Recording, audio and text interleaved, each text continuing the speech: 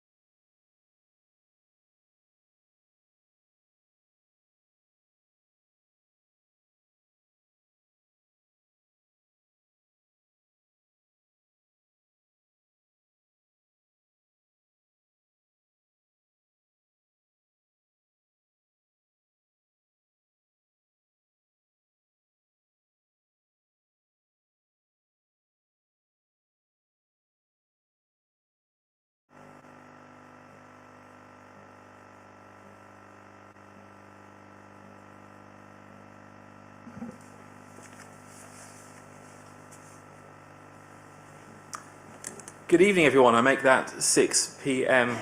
and welcome to our visitors who are not typically in this fantastic building right in the heart of the city of Colchester. My name is Darius and I'm chairing this evening's Crime and Disorder panel meeting. I'm also the chair of the scrutiny panel. We will go around the room shortly and introduce everyone. But there's some housekeeping. If there is an emergency, though we hope there isn't, nor is there any planned testing of any sort, evacuations need to take place. So if an alarm does sound, please evacuate the town hall by the main staircase or the back staircase to the high street. And then ultimately the muster point is in the town hall car park via St Rumbold Street. This meeting is being broadcast live across the entire world via YouTube, and there will be a recording held so we can all watch back afterwards on our Sundays at leisure.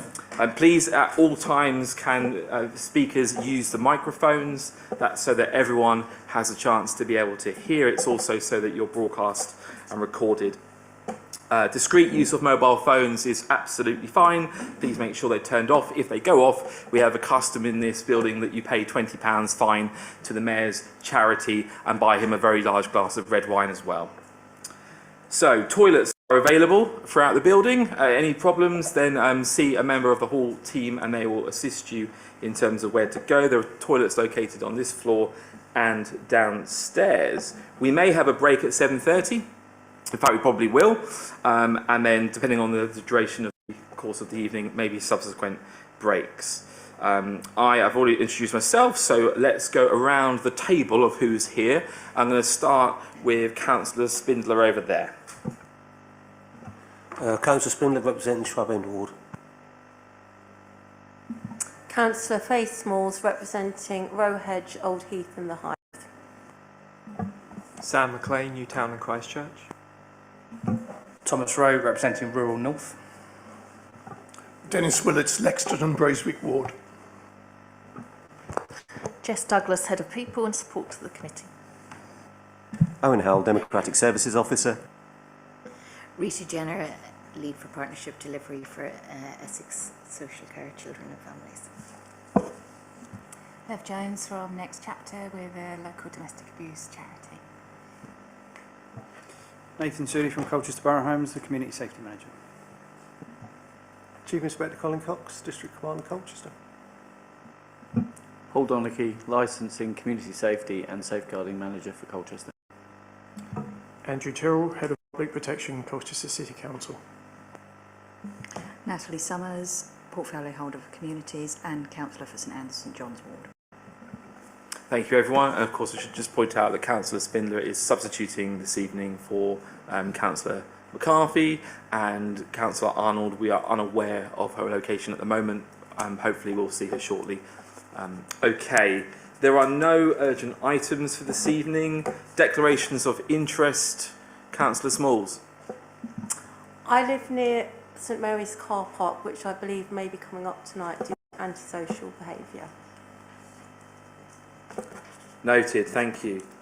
Okay, minutes of previous meetings. We have 2 sets of minutes to approve. Firstly, the 7th of November 2022, and then the subsequent, not very long meeting, if I recall, on the 24th of May 2023. Is everyone content with what they've seen? Then they are approved, please, Mr. Clark. Okay, item 6.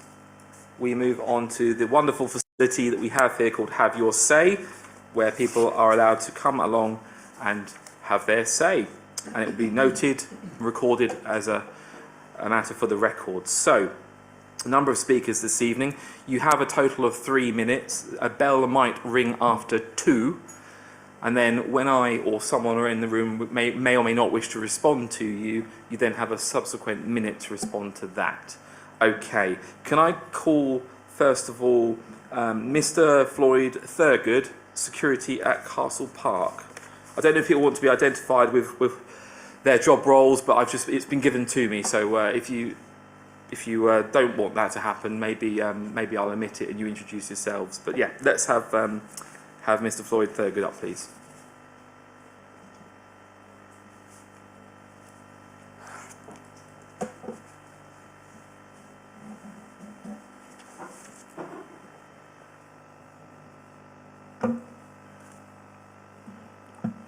Thank you for the opportunity to talk to you this evening. I regularly go to Colchester Castle Park. I go to Mass in the morning and I need a rest, so I go and sit in the park for a rest. I'm very concerned about the antisocial behaviour, and I do feel quite frightened often in the park. It's the cyclists, the dog walkers, the skateboarders and the drinkers, drug takers. I normally sit under the bandstand, or occasionally I will sit in the Century Garden, and quite often there's people drinking there, and the grasses are quite high at the front so they can get to the gardens and behave as they want to be. I have sympathy for them because I was a support worker for a homeless charity for many years, so I do understand their plight in their situation. The security in park is very laxed. I find that the signage on the gates and the entrances are ignored. Not that many people understand them, particularly with their children, because they're designed in sort of road sign type manners. And I have occasionally asked people to get off their bikes or to stop. You know, that they can't walk in the park, that they can go down the outside through the Dutch Quarter or down Roman Road to get to the lower park where they can walk their animals. And sometimes they're helpful and sometimes they're abusive. This becomes quite sort of threatening to me and to members of the park. The park staff work very hard, and I'm very appreciative of the high reputation that we have in Colchester for our beautiful park, and I really find it quite a place to go and sit and to recover and to find repose. It hasn't helped, I dare say, I've mentioned to say that the fact that the lower park has been out of use for so many weeks every year, it seems to get more and more of a problem. And walkers say, why should we can't use the lower park, so we're using the upper park. It came to a head when a police officer and his dog came into the park, and I said, well, you're just in time to talk to those guys there about their drinking, their foul language. He said, I don't do that. He said, I leave that to the Castle Park staff. I said, well, in that case, I'll have to ask you and your dog to leave, because you're not allowed to have dogs in the upper park. And if you're here just as leisure, just to walk your dog, then I'm afraid you can't have one. So I'm looking for extra signage. I'm looking for the high grasses that come on where the pond side is to be reduced, so that the Century Garden is more visible, and for looking at better signage at the entrance. When the gates are open, those signs are not seen so clearly. Is that it? and so that or on the road itself, like no entry or no bikes or what have you, so that people can have that information. Thank you very much for that first-hand account. And just for the benefit of people viewing at home, we're talking about dogs, antisocial behaviour and cycling happening in Upper Castle Park where it is not permitted. Yes. And I've seen recently with my own eyes, and I have young children, and I really do empathise if you have a bicycle that shouldn't be there going past at speed. So you've made a couple of very, very pragmatic, practical suggestions around extra signage and more proactivity from the Castle Park team.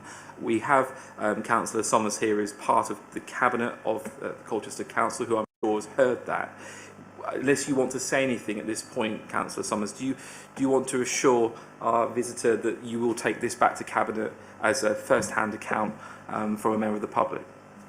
Yeah, I'm sorry to hear you've experienced the Over abuse. many years, this is Yes. over many years. So but I will take this back to the relevant cabinet members that look after Castle Park and put in the request that we can take another look at the signage and also look at the community wardens and make sure we do try and enforce the laws that govern Castle Park. If I may say, if I may come back on that, I have seen community wardens walk down to the warden's hut in the middle of the park, passing dog walkers and people on push bikes, and they've done nothing to say anything to them. And it shouldn't be up to the park staff. The park staff work very hard, and when I've talked to them about it, when they talk to people on bikes, especially young kids, they get very badly abused. And I know that at least one of them has left because of the stress of the job. You know, their job is to look after the park and the grounds, and they do a wonderful job, particularly in this financial climate, and particularly over this summer where it's been very hard to keep everything going. And if I was doing that job, I just wouldn't expect to have that sort of confrontation with members of the public who feel it's their right to use the park in an abusive way. I'm going blind in one eye. I'm now disabled, and I can't walk down the lower park as I used to, so I use the upper park. And sometimes it's quite frightening. Sometimes I just leave the park because there's too much antisocial behaviour going on. Even on a Sunday, sitting by the Century Garden by the fountain, you get sort of 10 or 12 drinkers in that little hut shouting their heads off. It becomes quite frightening. Thank you very much for expressing your first-hand account. And Councillor, thank you. Councillor Somers, maybe actually also you might wish to consider taking to Cabinet the general theme of how we perhaps explain to people why these rules are there, because actually we've heard a real account here that perhaps the 13-year-old teenager on a bicycle won't necessarily understand that not everyone can move at speed. In my case, where I've got a 3-year-old, I mean, he is going to get hit down by a bicycle, and he's very scared of dogs, so I don't want to see that either. So, and they won't understand the road signage, because those signs are based on sort of highway code types of the signs, circles with a line going through, no dog, no box. They won't understand that because they're not driving. Thank you. It might be that there's other ways of communicating the need through social media and our other communications channels that perhaps parents can see why this matters. Thank you very much. Thank you very much. Agreed. I will raise it. Thank you for your time. Thanks for coming. Okay. Thank you. And apologies if I introduced you as the security of Castle Park earlier. I may have read that. So Bob Russell, please.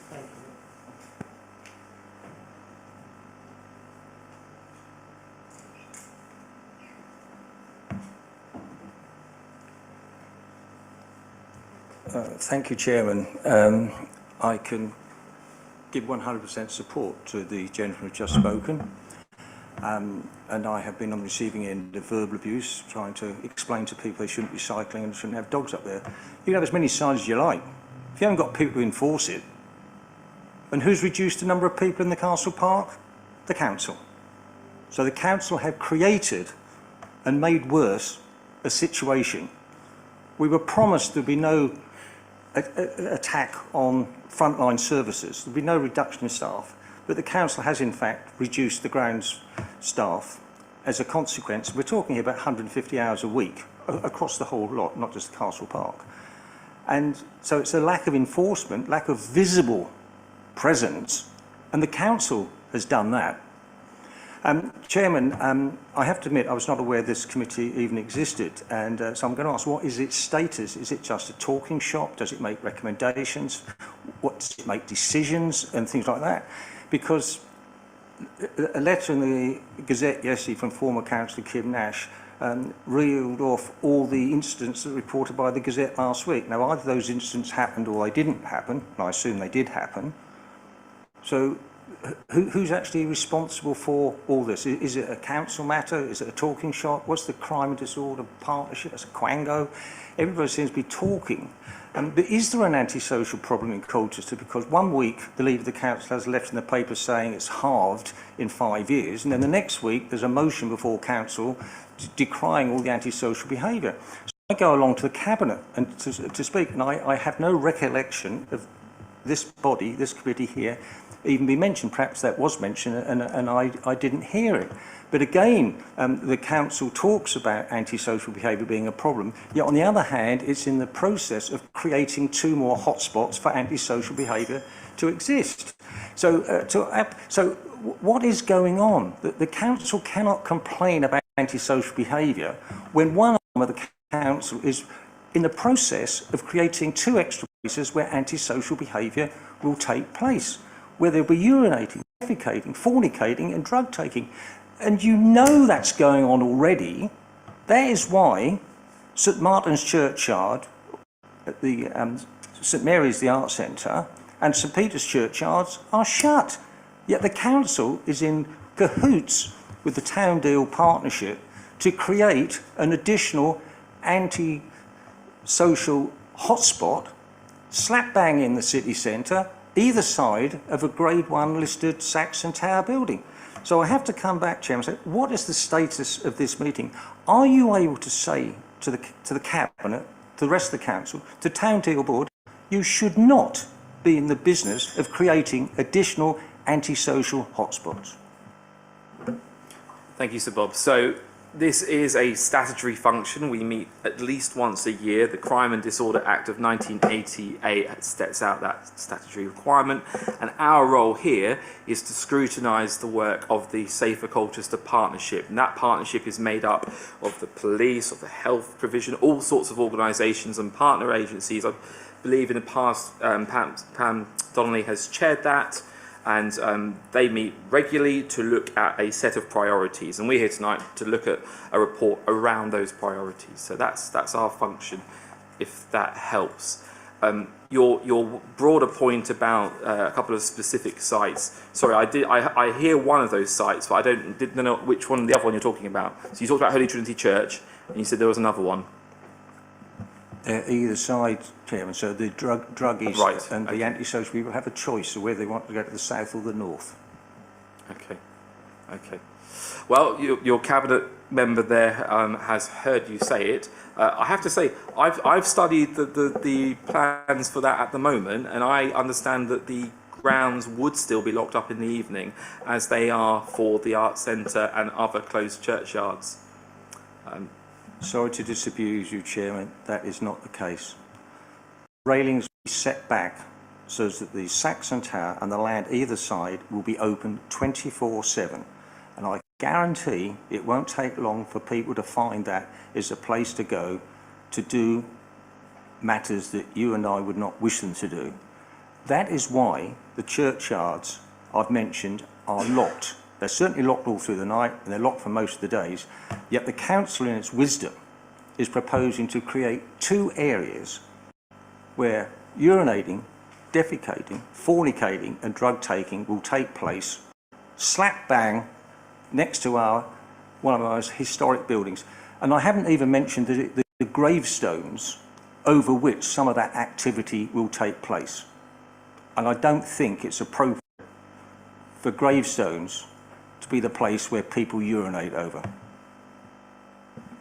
Thank you. We've heard your thoughts. You have an enviable historic reputation. You still do, Sir Bob. You care about Colchester's history, and you're right to highlight what is one of the oldest, if not the oldest, standing listed, Grade 1 listed, pre-Norman invasion towers right in the heart of the city centre.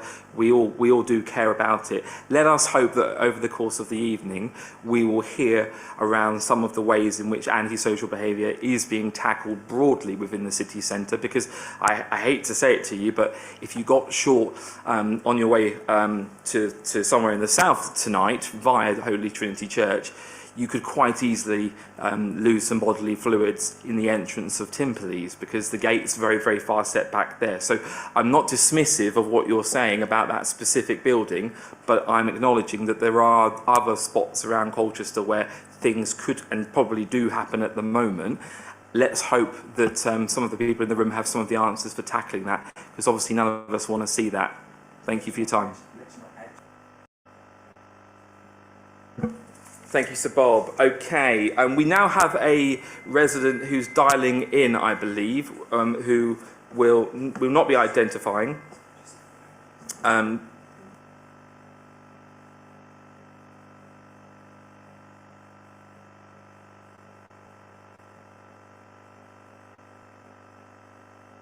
So I'll invite a resident who lives within the city of Colchester to come and say a few words about something that matters to them. So in your own time.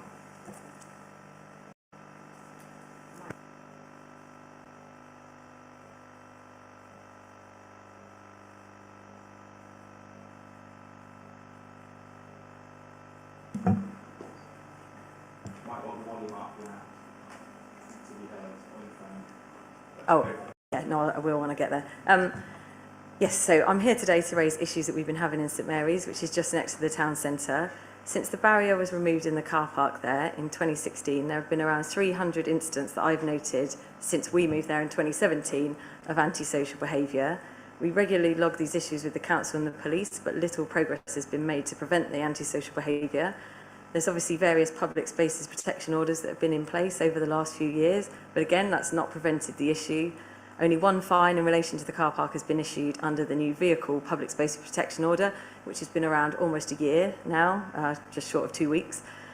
The antisocial behaviour is currently worse than it's been for years. We've had 13 incidents since the 1st of September, and I'll just turn this up for the snippet of the video. So this was Sunday night, which my neighbour recorded just metres from actually my 5-year-old's bedroom. Let's see if I...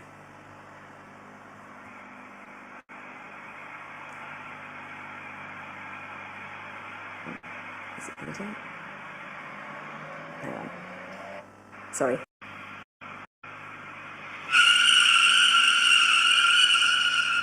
So hopefully you can hear that without the microphone. That's from basically 3 doors down from my house. Sorry, I'm going to have to stop it. It's a matter of time before someone is seriously hurt from the speeding and reckless driving. Last night, so we've had 2 in a row, there was a car driving at about 40 miles an hour in the car park, and that was about 7 o'clock in the evening. It was really busy in there, full of cars. So, like, a few of our neighbours went over to actually observe it because we're really struggling to get the evidence. So there's no preventative measures in place to stop it happening any time of the day or the night. I feel for the damage to the reputation of our city as well. People coming to visit, people shopping, people using the town centre for all sorts of things that we've talked about already, like Castle Park. We're close to the Mercury Theatre, of course, and we know regularly the cars are doing it around the time that people are coming and going from the theatre. Obviously, that makes people feel unsafe.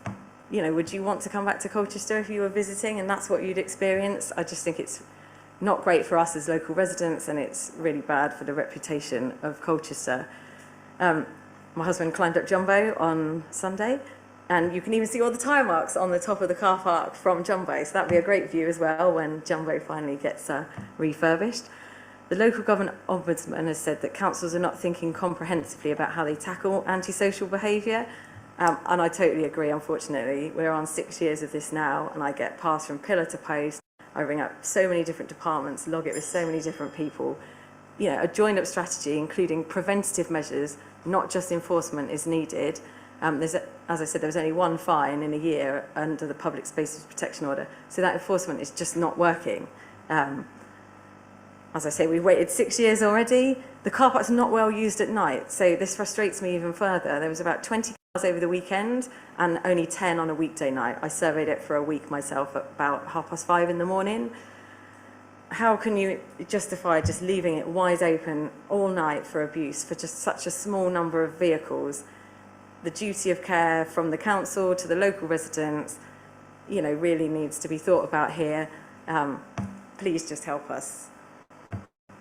Thank you very much for sharing that first-hand account. Obviously, for those residents who live within St Mary's, who in some cases gardens literally back onto the car park, they're right to be more than annoyed and frustrated if they're being deprived of sleep and interrupted, children's sleep in particular. Oh, it's feeding back. Oh. Okay, so look, this is an issue that we are live to. I know that Cabinet and officers are live to. There is clearly a discussion which will be had this evening around the enforcement of the PSPO, because there is, as you say, a specific vehicle one. So we can have that discussion tonight around enforcement. And I think also I'm aware that there are some live discussions being had around the control mechanisms for cars getting into the car park itself. And you know, I, for one, rather favour quite strict ANPR technology, and I'd rather a car park where I park up and I pay on the end when I've finished.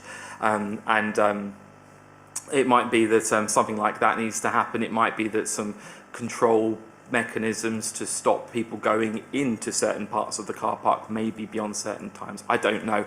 I'm going to look at Councillor Somers because I know that she cares about this area and she's a cabinet member. She might have more information than I do. And as I say, we'll talk about the PSPO enforcement a bit later. Hi and hello again. So obviously you spoke about this at Cabinet a couple of weeks ago. So we are looking at a number of ways of preventative measures, either having a barrier on entrance so it can be closed at night but still allow people to get out, or more CCTV. We're looking at all these options. I also had a meeting yesterday with Chief Inspector Cox, and this was one of the issues we discussed. So we're looking at getting more patrols to go around there, as I say, to, you know, obviously that's part of the enforcement bit, to try and prevent it. But it is an issue we are quite keen on resolving at the moment, and I believe we also have a meeting on Thursday with a residents association as well, so hopefully we can talk there.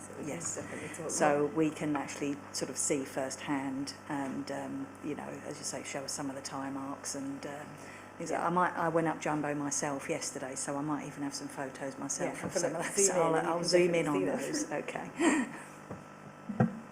Thank you. Yeah, and I just want to add, actually, I've had an email from the police today. I'm not sure who it was because it was via one of our ward councillors. But I've had the conversation with the police multiple times over the last few years. And actually, I totally agree with their sentiments. You know, there's only so much they can do.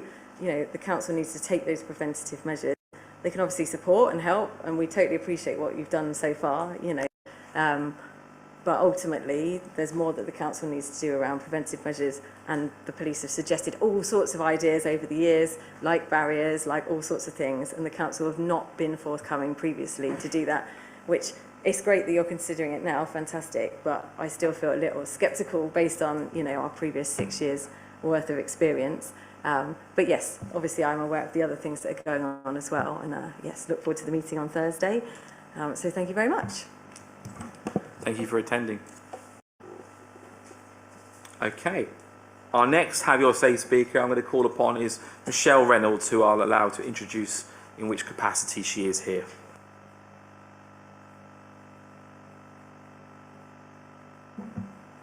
Thank you, Chair.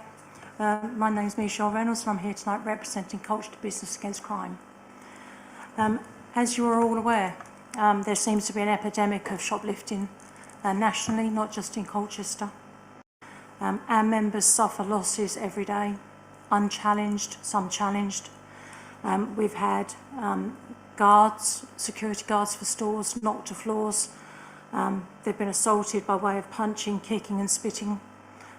We've had a female member of staff knocked to the floor because she tried to stop a shoplifter. According to the British Retail Consortium, there's 8 million shoplifting cases since March 23. That's up 25% from the previous year. It costs businesses approximately £1 billion a year, which is not an insignificant amount of money. The police recorded 339,000 events with only 48,000 results in charges through that year, which is fairly poor. It's pretty disgusting really, but they're between a rock and a hard place. I fully understand. I've had conversations with Commander Cox, I've had meetings with him. But I just want you to understand what Colchester businesses, the challenges that they have. And I've just brought, I'm not giving you any names, I'm just bringing you some incidents for the last couple of days. So, female stopped for theft, refused to cooperate or hand back any stolen goods. Assaulted guards by way of punching, kicking and spitting. Female was detained by guards, police were called, the female was arrested. The result from the arrest was that she was charged with theft, but there was no action on the assaults on the guards. This female is a known associate of another disruptive female throughout the town, who's as yet still to be apprehended. So we have regular teen groups of roughly, last Wednesday was about 50 strong. In the main, they're normally around about 10 to 14. Some of these youths have got criminal behaviour warnings against them, and they're still continuing to go unchallenged. We have thefts with goods not recovered. We have thefts with goods recovered. Known bike thieves are being monitored up and down the town and around, and they're just stealing to order. We have thefts from all sorts of stores. We have food, nappies, baby products. On the busiest, or one of the busiest days in the town centre, which was Saturday the 2nd, which was the day of invasion, we didn't see any police or PCSO presence whatsoever.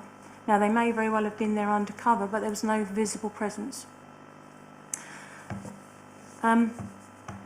We have a PSPO in place to stop aggressive begging and open vessel drinking. That seems to be failing. I know the city wardens, they do their best, but there aren't very many of those. I've almost finished. I've just got one thing, a couple of things actually. My members have actually lost confidence in the police and the ability to police the town centre from an antisocial behaviour point of view and a shoplifting point of view. There is a lot of shoplifting and a lot of antisocial behaviour that as yet does not get reported. And the reason it doesn't get reported is because they have lost the confidence in any results. Chris Philippe, the Minister for Policing. I'll leave you with this. Shoplifting is not a minor or low-level crime. It is against the law, and we have to remember that. There is no such thing as a minor crime. A zero-tolerance approach is needed. And I would urge that response, please. Thank you. Thank you, Michelle. And thank you, Michelle. I'm very sorry that you've had to come here this evening to share some of you and your contemporaries' experiences. Shoplifting is an appalling crime. It affects people's livelihoods, particularly SMEs. Okay, well, we're going to hear this evening some in-depth discussions around the enforcement of the PSPOs and other matters, so hopefully that will satisfy your desires tonight. But thank you for coming along.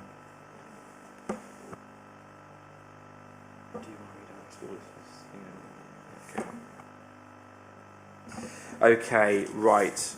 We do have a visiting councillor that will speak to us shortly under the item 7, the report that we're here for. But before we do that, we have a statement that another councillor has submitted. They're not here in person today, so we will hear what that statement is from the clerk. Thank you, Mr. Chairman. I now read a statement from Councillor Lee Scaldis, who is a City Councillor for Old Heath, Hythe and Rowhedge Ward. Statement begins. Having worked with the police in my ward at community events and walkabouts, I can say that we have some excellent officers who are dedicated to their role. Unfortunately, they are let down by poor leadership from the Police and Fire Commissioner and District Commander, as over the last year we have seen a huge decline in standards, a working partnership and patrols. Tonight, the police are likely to throw lots of stats at you about there being more police than ever, or crime stats showing crime is decreasing. Yet we see fewer police, not more, and can anyone honestly say that crime has got better this last year in Colchester? What the police fail to factor in is so few people now report crimes as they have no faith in the police. I recently reported a couple looking inside of my car with the likely intent of looking for valuables. I was told no crime had been committed despite police officers telling me to report anything suspicious. Over the last year, policing has gone backwards in Colchester. Years ago, we set up a working partnership in the city centre between the police and our neighbourhood wardens. That clearly no longer exists, and only recently a heroic warden stepped in to stop a violent assault. The police never showed up.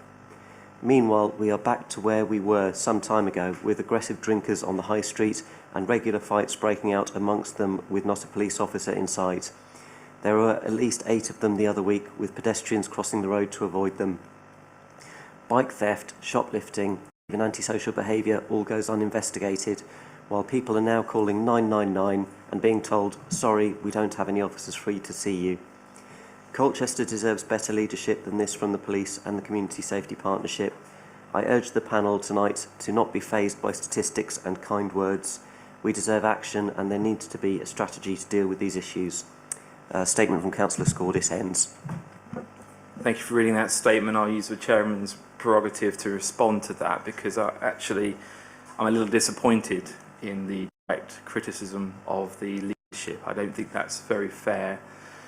Though the sentiments of some of the things that have been highlighted may be worthy of discussion, it's important to remember that, you know, post-COVID, post-lockdowns, we have got an exacerbated housing and mental health crisis in this country, and our hard-working police officers, as are many frontline public servants, are having to deal with that.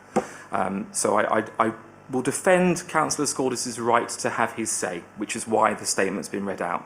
But I would politely suggest to him that the direct criticism of the District Commander and the Commissioner is unfair, and we're going to hear this evening the work that they've been doing over the last 12 months and what they will do in the future to get to grip with some of these challenges that are happening not because of their leadership, but because of external factors, in part, I'm sure. So I just wanted to say that in response. And also, you know, let's face it, the Police Crime and Sentencing in Courts Act of 2022 strengthens some powers and includes a new legal duty to ensure that there is more multi-agency approaching to do this. And yet, you know, Lee Scordis is a councillor of a party that voted against doing all of that. So I'll leave that one there. He was political, so there was I. But let's get into the meat of what we're here for this evening. Item 7, and Councillor Young, I think you wanted to say something on this one. If you'd like to come up, sir. Thank you. Nice to see you. Congratulations on your charity fundraising work at the weekend and racing down the high street for Colchester's inaugural soap rally. You looked wonderful. Thank you, Chair. I wouldn't say I was particularly racing once I got down the ramp, but it was great fun, and well done to the bid for organising such another wonderful event in Colchester. I will start by declaring an interest. I now work part-time for Open Road. They're mentioned in the report, and do great partnership working. There's partnership working. I'm going to start with some positives before some constructive criticism, I hope. It's great to see Next Chapter here tonight, and the Outhouse and African Families in the UK also mentioned in the report. 3 of my mayor's charities, so I'm bound to say that, but also working well with the Community Safety Partnership and doing excellent work for vulnerable people in our city. So partnerships are very important to tackling crime and antisocial behaviour, and I think we do it well in Colchester.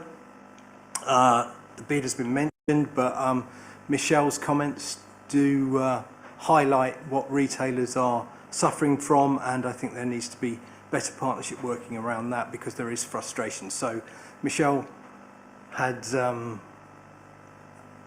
not as direct criticism, but some criticism of the police in her statement, and I have to defend Lee. I think Lee, it's his experience from his ward and what he experiences too, and there are issues around visibility and responsiveness from the police. and I will go into that in a bit, if you don't mind. But, you know, police community support officers do a great job. We've got a fantastic police community support officer who's been working in Greenstead for a long time. And I think that is, if you can develop relationships with the community, then you're going to be more effective. And certainly our PCSO does that. And so I always work well with her. But she is one of the few police officers that I do get adequate responses from. We were told to email the community policing team if there was a problem. I've done that on 3 or 4 occasions and haven't had a response.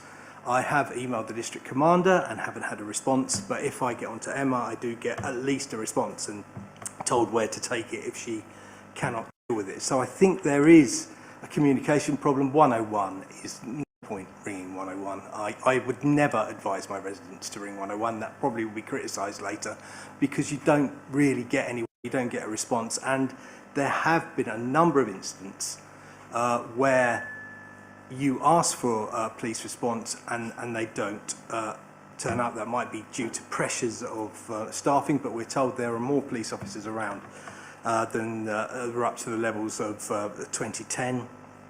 But are they being deployed properly, I would question. And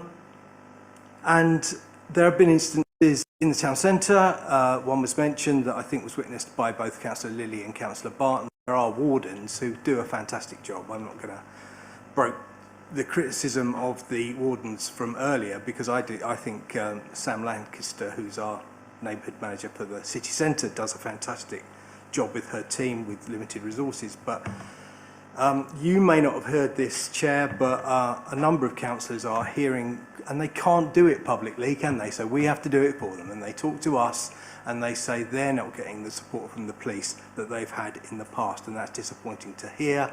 I hear it from retailers. I hear it from managers of our shopping centres. So something needs to be done.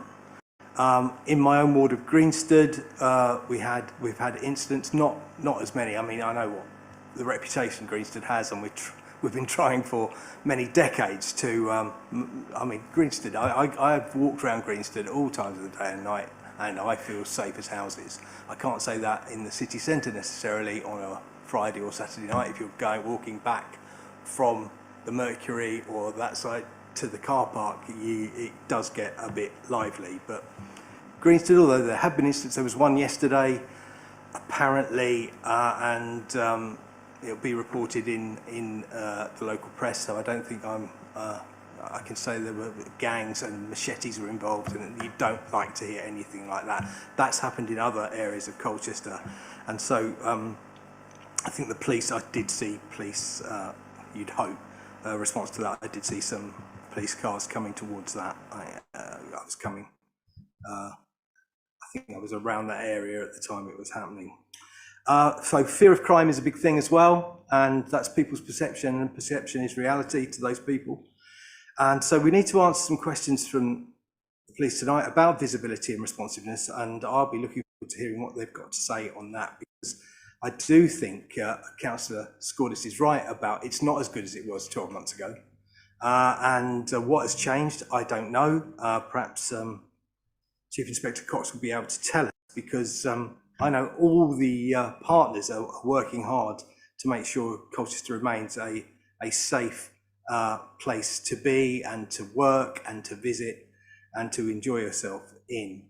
But we've been told things like all police officers have been deployed in Southend, and so there's none to police Colchester.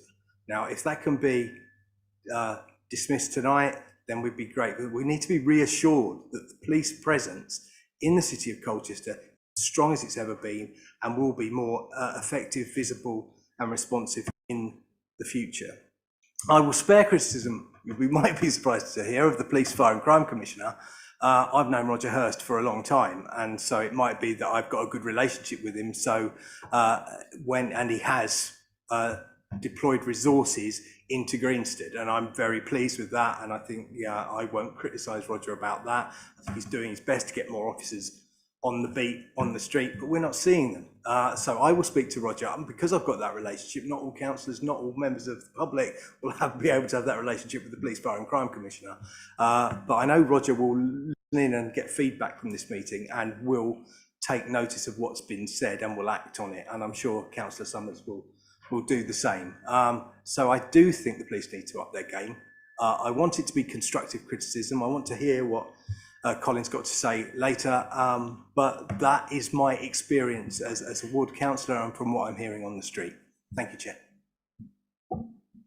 Thank you, Councillor Young. You make a very interesting set of observations. We have one more guest speaker, so can I invite Vincent Jeeves to the table, please? Sorry for keeping you waiting. You are the headline act.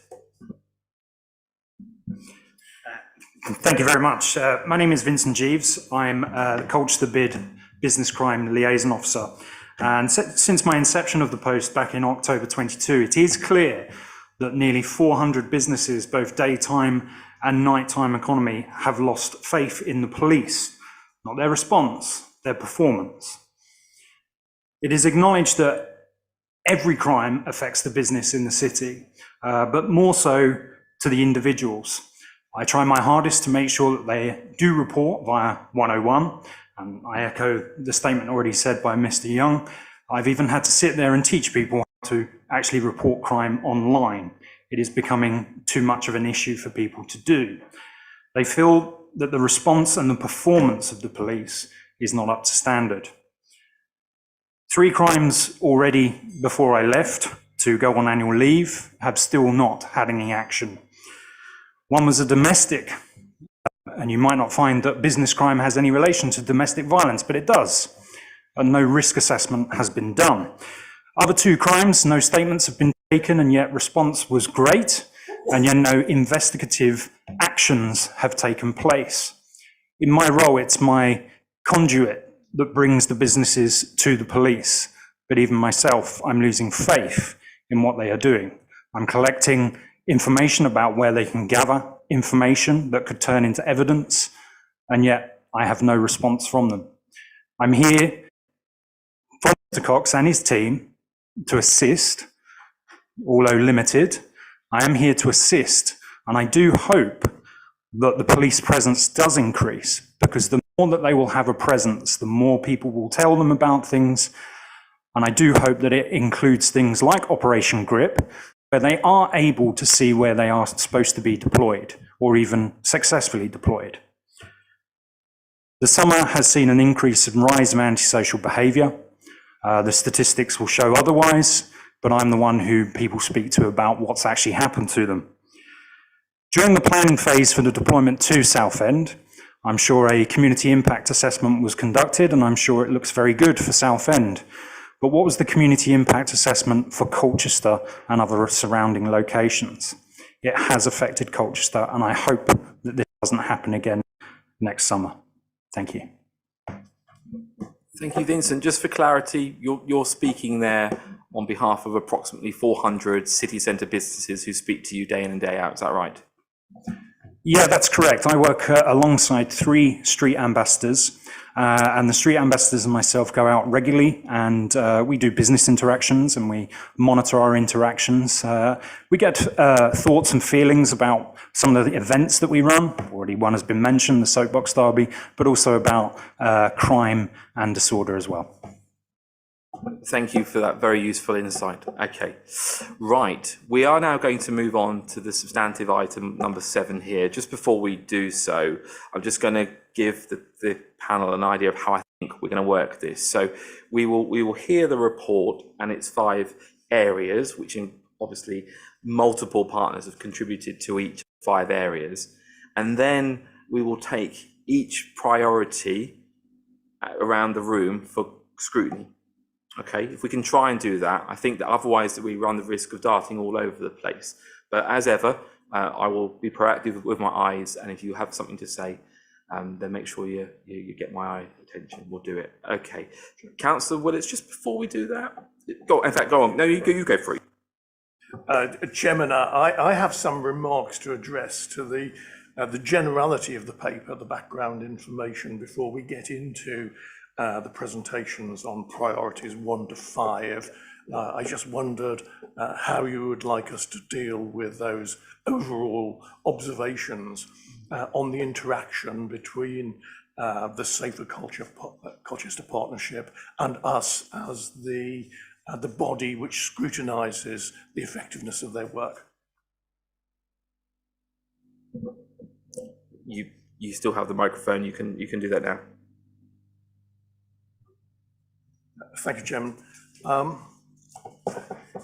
If one reads paragraph 4, background information, the last paragraph, it explains that the Safer Colchester Partnership has a statutory duty to carry out an annual strategic assessment of crime, and that this involves analysing the data on the frequency, the location, and the type of crime over the period of the year in which it's being reported, along with identifying patterns and trends.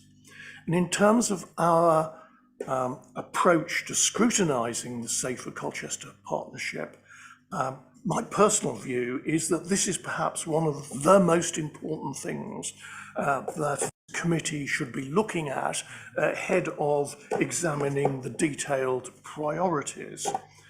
I am a little unclear as to where this really important information is, which sort of leads us into the study of this whole area.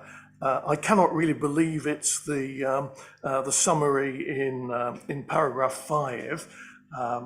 That does not seem to address at the level of detail what we were expecting to receive in terms of the statutory definition of what it is we should be doing.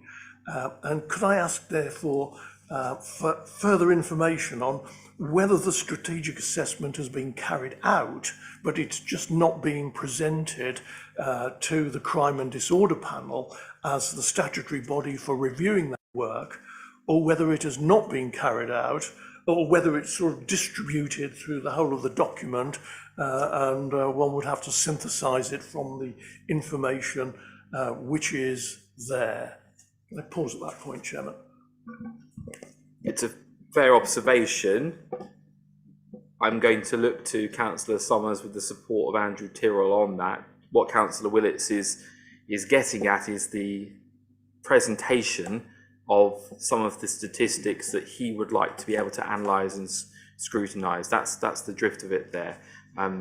Councillor Summers and Mr. Tyrrell, did you want to come in on this point before we get into it?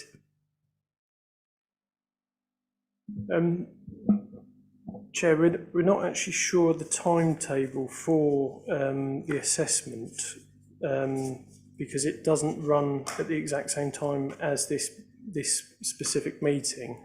I'm not sure if Lisa Hobson or Sam Goodman are online on the call and may be able to provide us with that detail, but there is an assessment done each year that feeds into the CSP, but I can't remember the exact timetable for that, I'm afraid.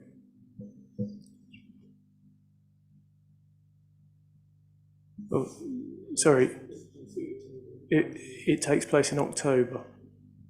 Sorry, Chief Inspector Cox has just informed me. So we are due to have another one. So that then feeds into the CSP priorities and into the information. And we've got some information on performance over the last 12 months that flows from that. But the next one is actually due next month.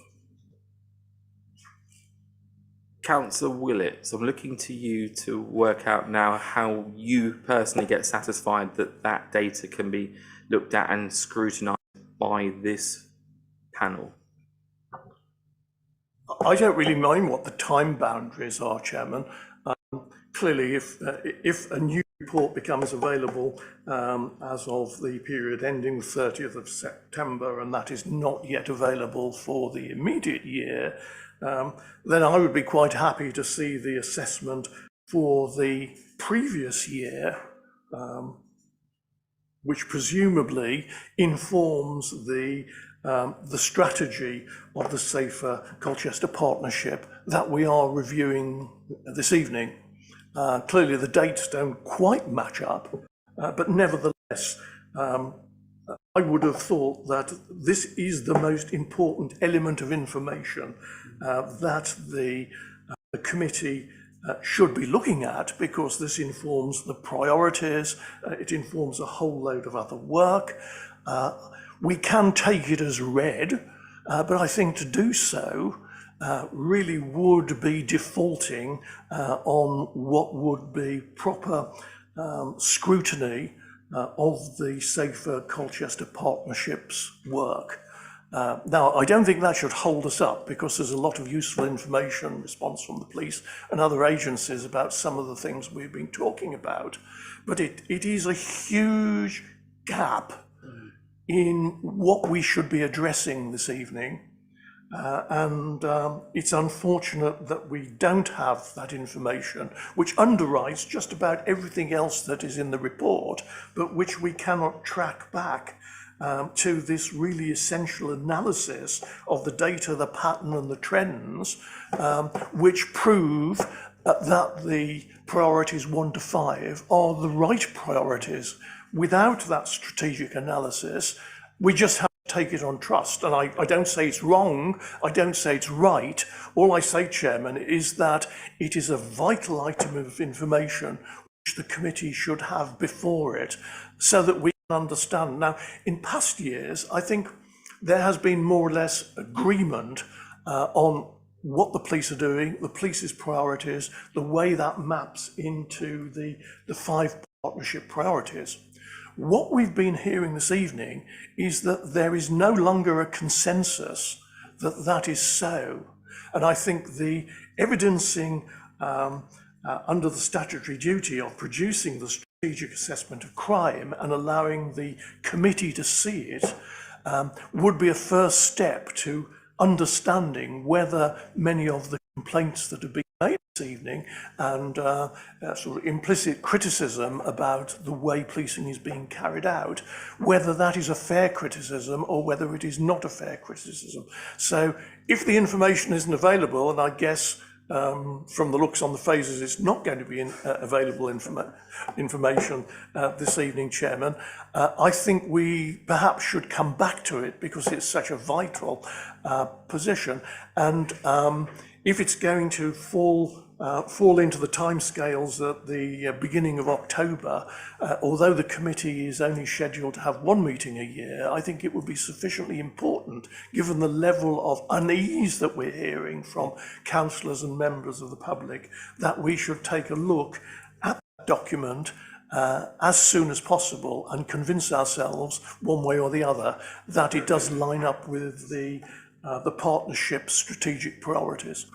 Thank you, Councillor Willits. Okay, I think we have a solution here, which is that if the data is going to be available and within the next 6 months, I don't think it's unreasonable for this panel to reconvene to look at that. That statistical data is absolutely critical to being able to scrutinise this. And I think from a personal perspective, what I would like to see is some charts which plot the trends and the themes and actually benchmarks Colchester versus some other comparable urban Essex and perhaps even national conurbations, so that we can really focus in on the different types of crimes and see what's happening over the medium term. But before we continue, I've seen Lisa wishes to say something, and then I've got Councillor Smalls here as well.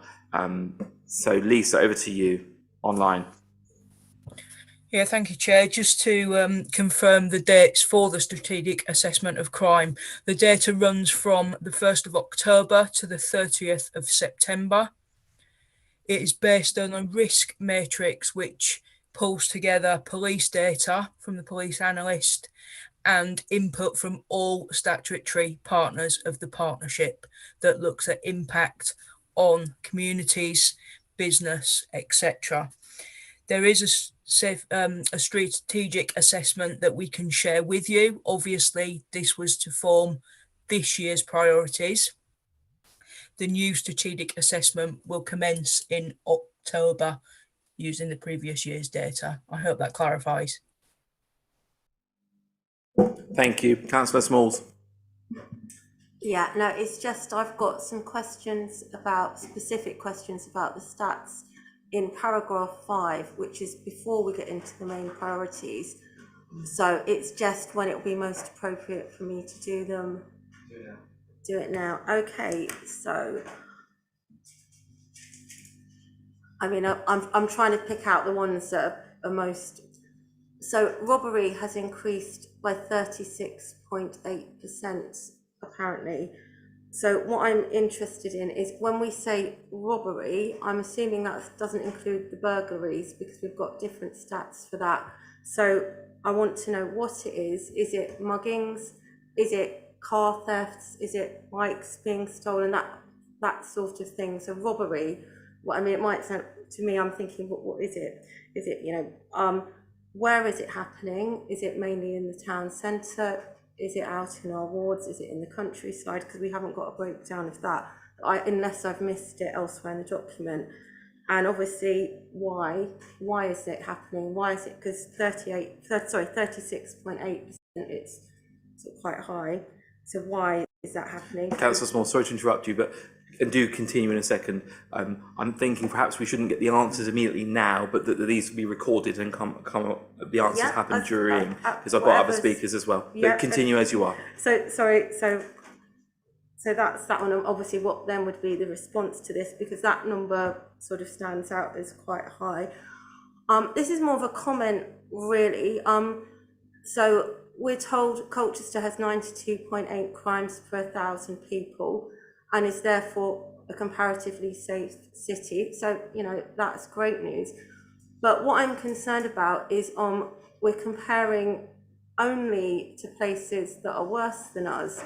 Harlow, Thurrock, we haven't got Chelmsford, we haven't got Braintree. We could have possibly been interested to know how we compare to Ipswich, although it's in Suffolk.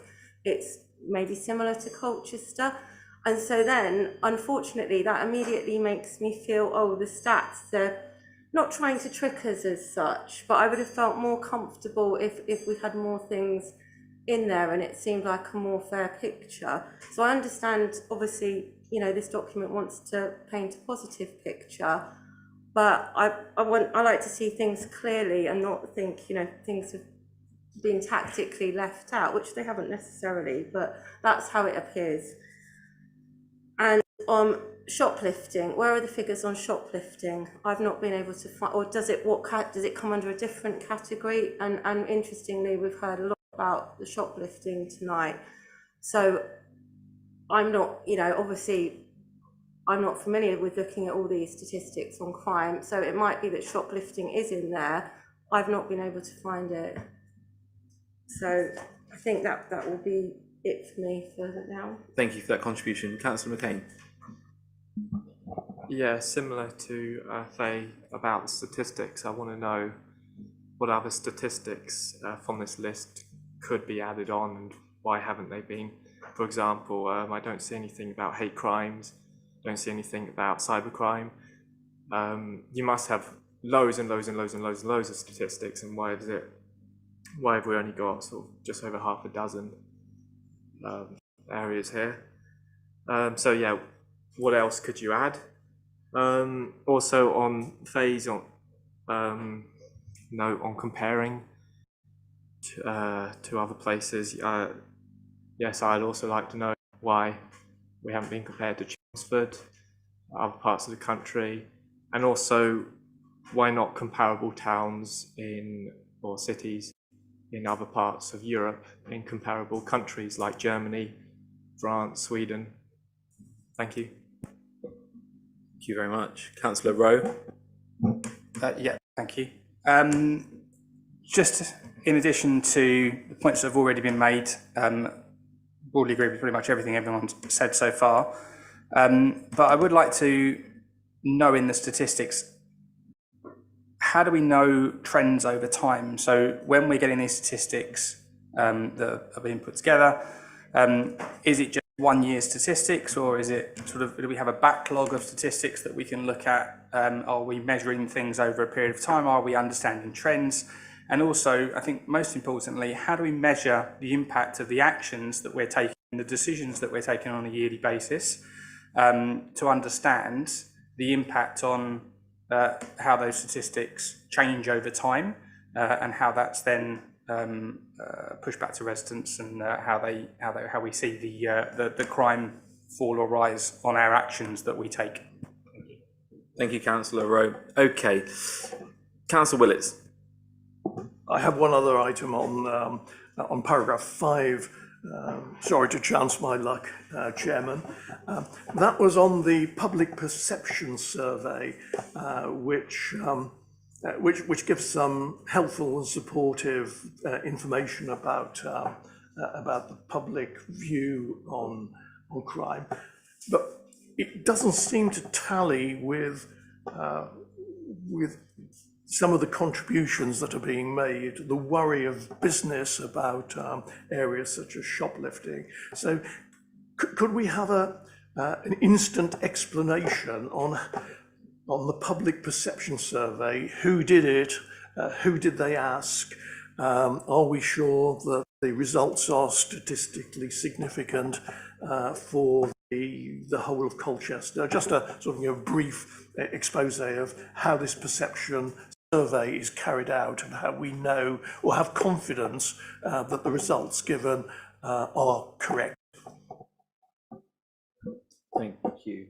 Okay, so I will shortly introduce Councillor Somers, who's going to introduce this main item. Just before we do so, just to remind you, we're going to hear the report and then we will look at each of the 5 priorities and them individually. I'm just going to, for the benefit of people watching at home, read them out now. So they are not in a priority order. They are just a set of 5 strategic objectives for this safety partnership to look at. So safeguard adults and children at risk of violence and exploitation. Number 2 is tackle neighbourhood crime and antisocial behaviour. Number 3 is support victims of domestic abuse and sexual offences and reduce violence against women and girls. Number 4 is develop early intervention and prevention to tackle the drivers of crime and reduce reoffending. And number 5 is work with communities to build resilience and promote safety. And they are in no particular order. I'm now going to hand the floor over to Councillor Somers, who's going to introduce the item and the report. Here we go. Thank you, Chair. I would just like to thank the Safer Colchester Partnership for all their hard work that they've done over the past 12 months in the partnership, and it's a well-developed team. It's been working together for a long time, and they've been getting some great results. I mean, reading through the report, there's some really positive stories in there. And working together to make Colchester a safer city to live in and work in. By focusing on the 5 priorities, obviously they're working across a broad spectrum of things that try and drive down crime, drive down the causes of crime, try and get in early and prevent crime happening. Obviously, the statistics show that crime is down, but we know perception and people's individual realities can differ from the statistics. I would like to urge all the councillors and everyone in this meeting just to encourage people to report crime through the proper channels, because we see a lot on Facebook, and that can obviously ramp up people's perception of a lot of crime happening. But obviously report 999, 101, or preferably online for non-urgent issues. And I would just like to say thanks very much to everybody that worked hard on this report and produced it, and all the work we've done for the last 12 months. Thank you, Councillor Somers. And Owen, is it possible to get the slideshow up, please, from slide 3?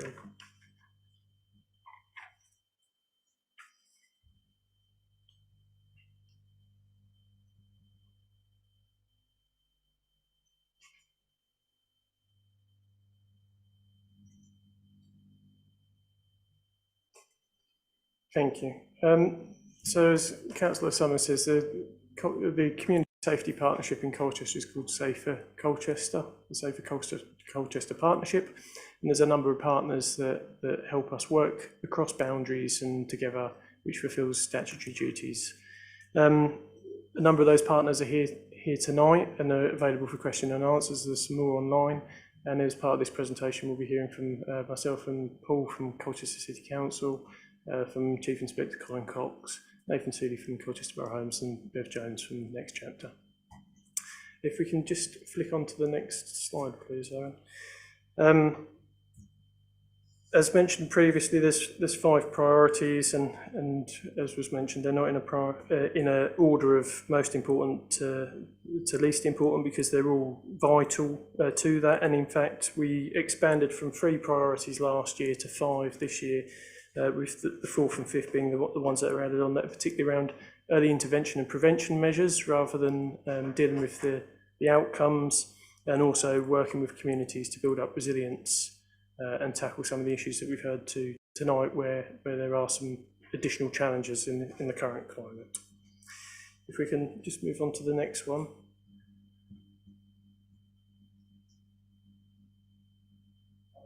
Sorry, next one. So we've talked about statistics in brief, and thank you, it's good feedback. I think for several of us, this is our first crime and disorder committee, so it's useful to understand some more openness about some of the stats that you want. And you can imagine there's a plethora of stats that could be provided, so trying to pick out the right ones and focus in on the important issues is very important to us. Generally, there is a decline in crime, but there are some pockets where some of that has risen. I know Chief Inspector Cox wanted to say a few words on this particular slide, so I'm going to just hand over to him briefly if he wanted to say anything about the crime rates. Thank you, Chair. Just to cover some of the comments that were made in relation to the stats that were provided. So that report that I provided in relation to that was based on, or that format was based on last year's report that was provided by DCI Rob Huddleston. So I used that as a template to put the data in. Had I known that you wanted more data, I could have done that. Just to give you the strategic overview then, the focus continues to be on high harm for Essex Police.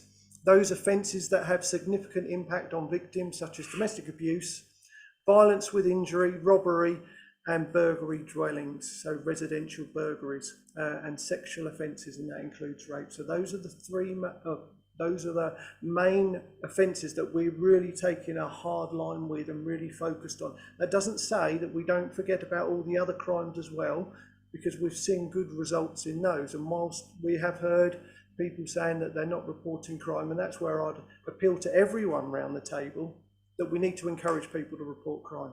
It's not just the police saying tell us, it's actually, if we can get a true picture of what's going on, we know central funding from the government is based on crime figures and our need and our demand. So if it's not a true picture, we can't represent ourselves correctly. Over the rolling 12 months, so the data in the report was until the end of July. We've now got data till the end of August. And overall crime was reduced by 7.5%. That's nearly 1,500 crimes that we've reduced or aren't being reported. So fewer offences, and that's compared with the last 12 months. Violence with injury is reduced by 6.4%. Violence without an injury is reduced by 6.5%. Sexual offences reduced by 16.4%. Robbery has increased, it's at 34.8% now, so it's reduced down from July. The reason why we've had a spate or a rise in that, we've had a couple of spikes. We had Castle Park robberies with youngsters. You wanted to know where the areas were occurring. We had a group of youngsters that were actually being groomed and exploited by older teenagers who were going out to commit crime. Those youngsters got arrested, and so did the upper tier, shall we say, in relation to those people. A number of those have been placed on bail for charging decisions to go to CPS. And also the older tier, some of those have been charged and remanded. In relation to robbery, when we talk about a robbery, it's taking physical property from a person, so that's personal robbery, but also going into a shop and threatening the till, that would be a robbery. Burglary is counted separately because it's a home, but it's where a threat of violence is used to steal, basically. So that's what a robbery classification is, and it's just that. I've got data for shoplifting, I've got data for theft of bikes. With the robbery as well, where a classification might hit is with youngsters in schools taking, where there's thefts between pupils, etc. They'll be threatening each other. There might not be any weapons used, but there might be threats and a coat's taken, bags, goods, whatever. So those crimes happen within schools, and that's where our CYP officers are key. Moving on then, residential burglary is reduced by 12.4%. It's the lowest it's been in 6 years. So when you talk about tracking, I've got the data from 2018 and I track that to see where we are. So I know that in 2018, we actually had 523 residential burglaries. So, you know, we're now at 218. So there's been a huge decline in that. Business and community burglary is reduced by 20.4%. And domestic abuse, unusually and across the force, is reduced. And we can take positives from that to say that we've put so much activity and there's been so much focus. Historically, it was a hidden harm and no one used to talk about it, but there's been massive prevention work that's gone on. There's real enforcement and activity targeting perpetrators that has seen a reduction. And we're encouraging more people to report that to us. And then antisocial behaviour has reduced by 38.1%. And I know that there'll be people here and in the audience that say, well, it's not being reported to you. It might not be reported to the police, it might be actually reported to the right agencies that should be dealing with that level of ASB and the right, the right situations. But for us, that's the lowest it's been in 6 years as well.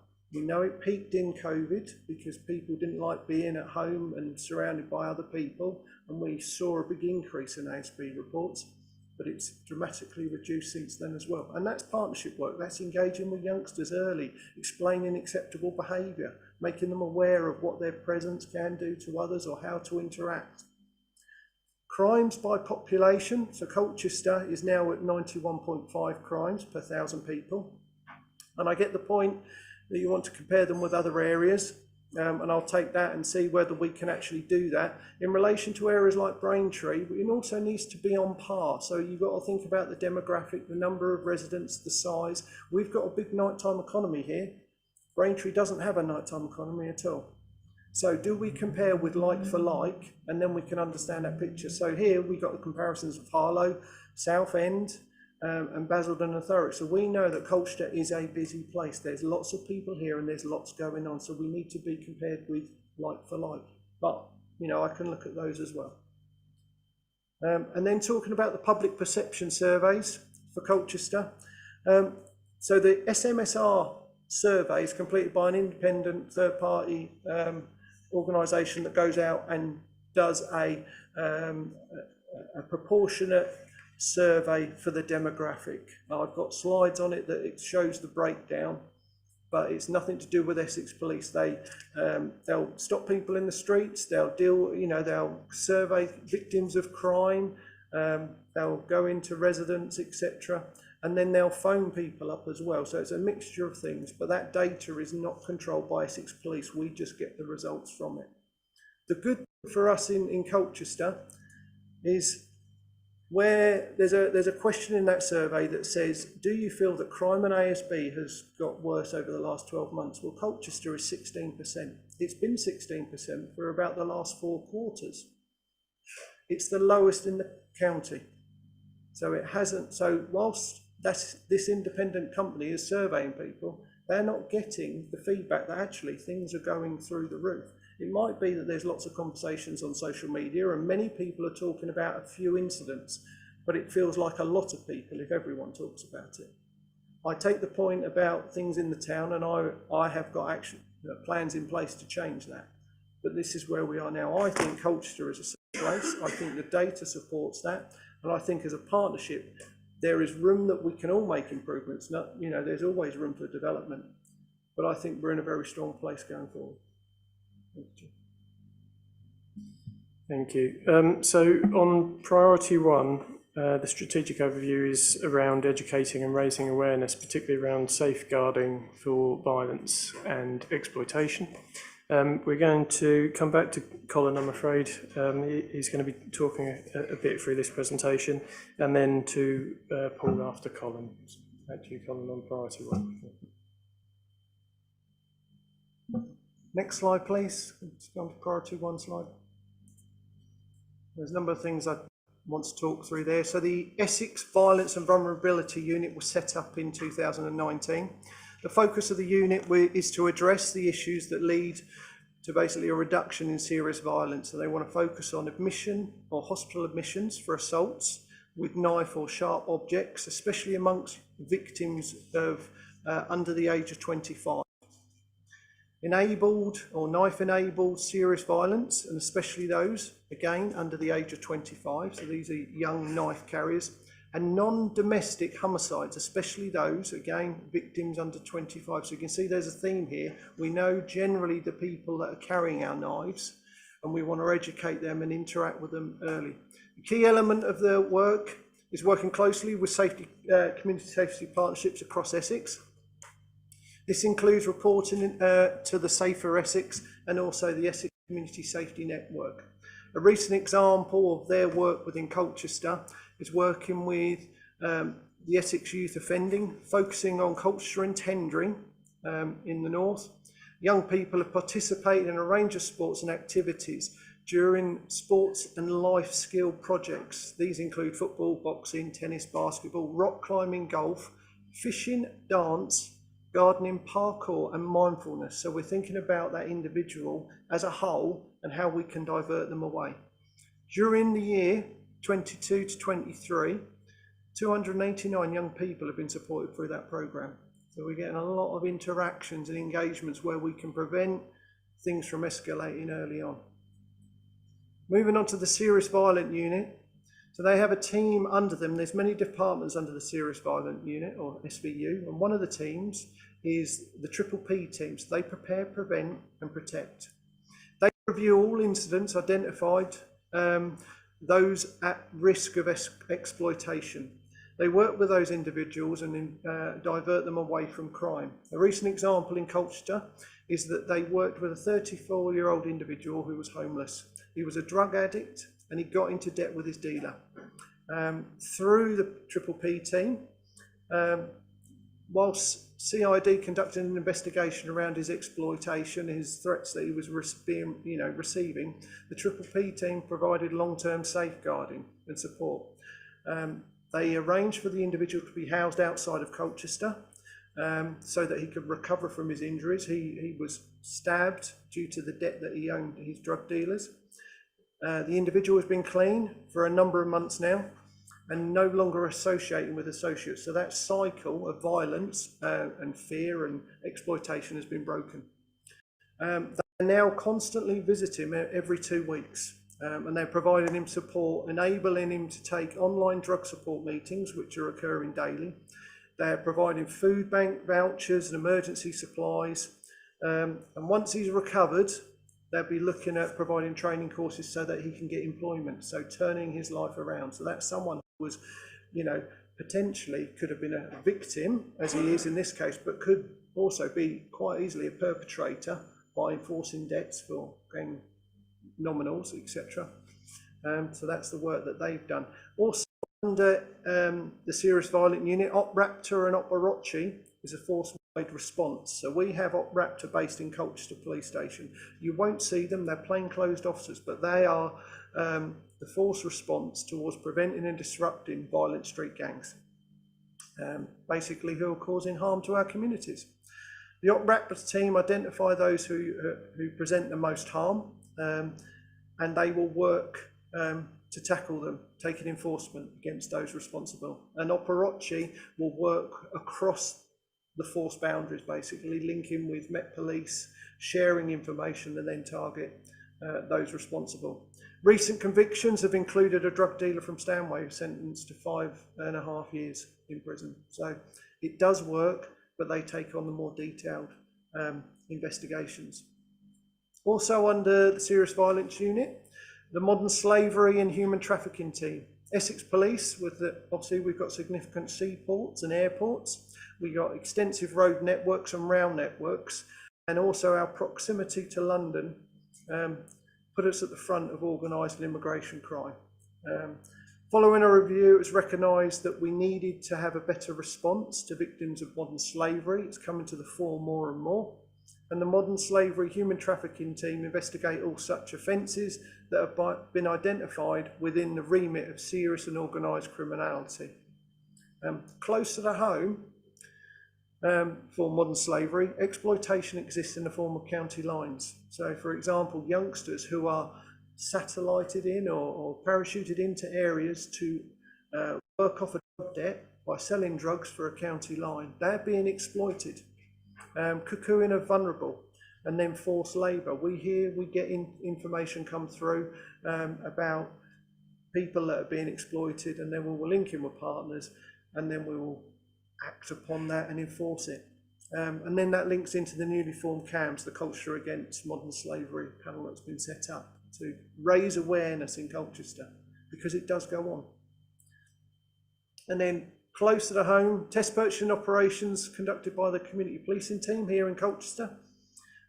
We focus on a number of different vulnerabilities, from booking hotels, looking at the potential sexual exploitation of children. So we've done that. We've gone in with youngsters to try and purchase rooms in hotels where we know there's weaknesses, and then through the safeguarding officers within the council, we then provide training for those that fall short, shall we say, of expectations or challenging.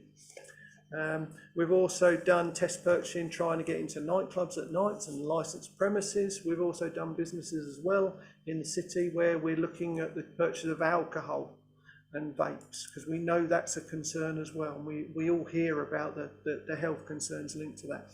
Obviously, if we can stop those sale of alcohol and the vapes, etc., we know that then that's going to reduce the ASB that's reported, where, you know, the reports of youngsters running them off.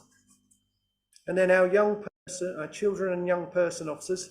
So Colchester has 4 CYP officers, and these officers work closely with partner agencies such as MASH, which is the Multi-Agency Safeguarding Hub, MACE, which is the Missing and Child Exploitation, and then the Youth Offending Team, and also partner agencies. And this is where we develop problem-solving initiatives to stop them down the path of becoming a perpetrator. But we're also looking at potential youngsters who could become victims of crime as well. So we're putting safeguarding in there. It's about diverting them away.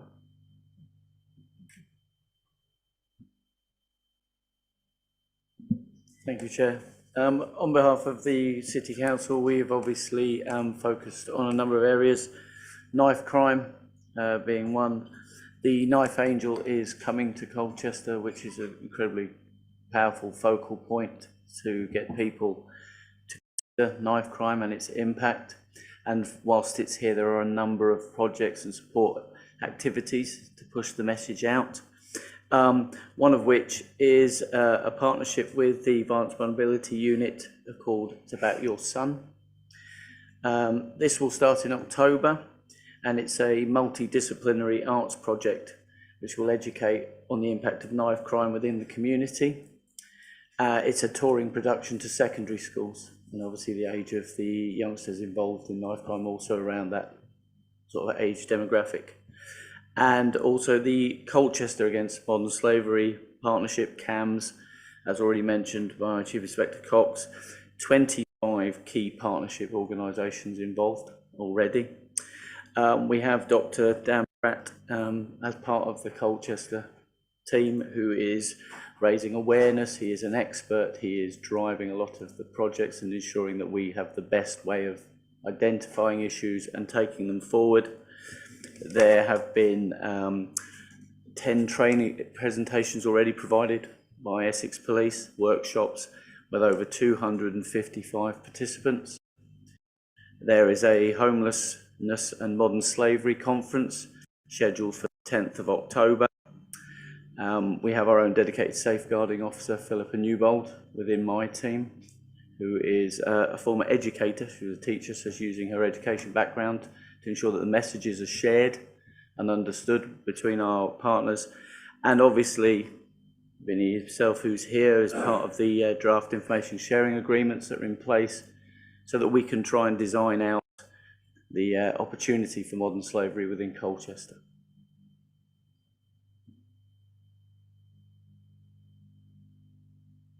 If it's all right, Chair, I would like to move on to key priority 2. Thank you very much. Next slide's already up. We're obviously looking at antisocial. Chairman, are we asking questions at the end of each priority, or are we waiting until No, we've had all the presentations? We'll have all the presentation if that's okay. Okay.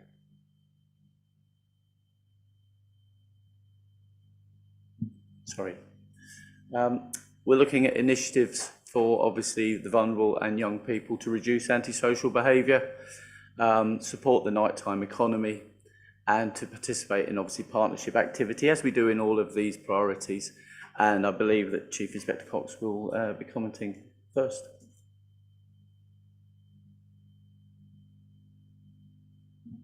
So, Op Community, new initiative that will see significant numbers of officers from all areas of the force. And when I mean all that, all different departments. So, your domestic abuse investigation officers will be coming out, your road policing, not just your community policing team and your LPT, your local policing team.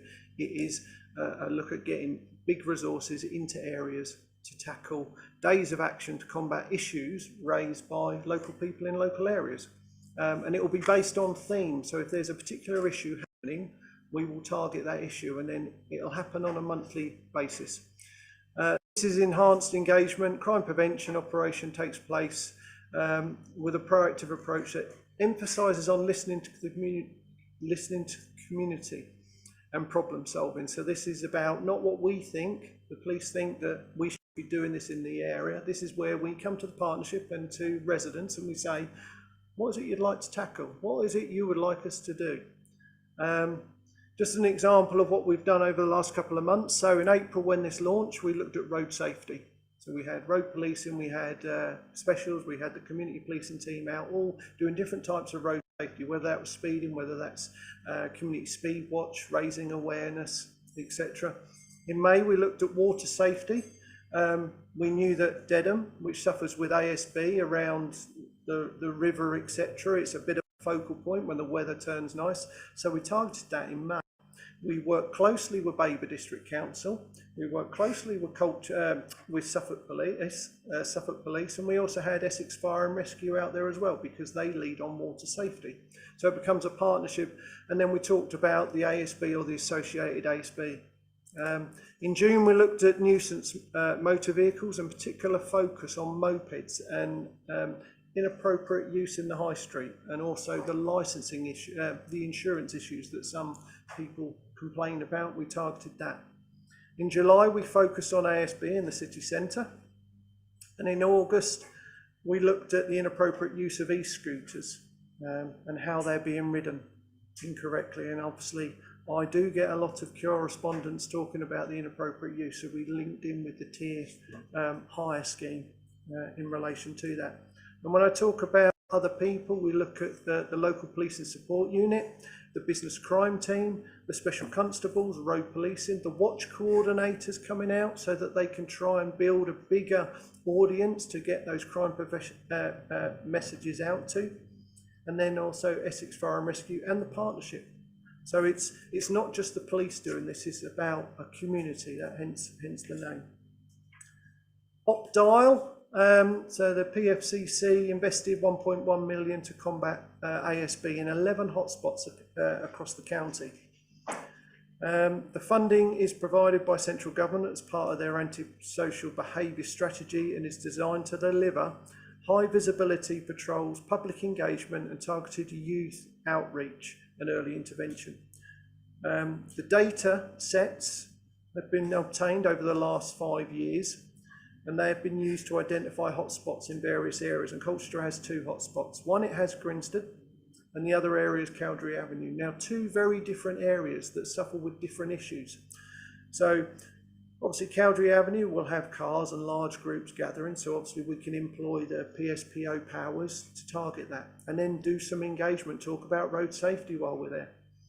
The other area, Grinstead, obviously it has other issues such as shouting, swearing, a lot of neighbourhood disputes. It's a very condensed area. High visibility patrols are being completed.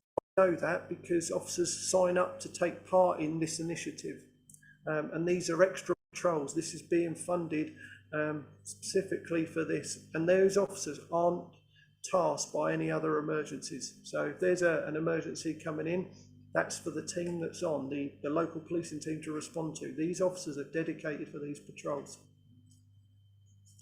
The next area is OpGrip, which we have 2 zones in Colchester for, and these focus on violent crimes. Hotspot policing is a strategy that involves targeted resources and activities in those hotspot areas where it is most concentrated on. Patrols are completed daily with a minimum of 15-minute duration hotspot policing. The tactic is backed up by academic studies, and again our 2 areas are St Botolph's and Priory Street, and then we also have one in Head Street, Crouch Street and Church Street. So as you can imagine, they are quite nighttime economy, busy footfall areas. But that's where the research has shown robberies and violent offences have been occurring. So we target those with these dedicated patrols. I know that they take place because I get a return every day from SVU or through the SVU. They send out a return to show compliance, that the officers have been there. They have to use a QR code to register there, and that's all detailed, and that's a requirement by the Home Office that supports this tactic. And then continued youth engagement. Commander Cox, can I just intervene there? It is 7:33, and it is appropriate that we look at people and think, do they need a quick comfort break? And I think there's a couple of people that would like that. So can I stop you at OpGrip? That's your bookmark, and we'll come back to you in the second half of this evening. Can we be back here, please, at 7:45? Thank you, everyone. 7:45. So 12-minute comfort break.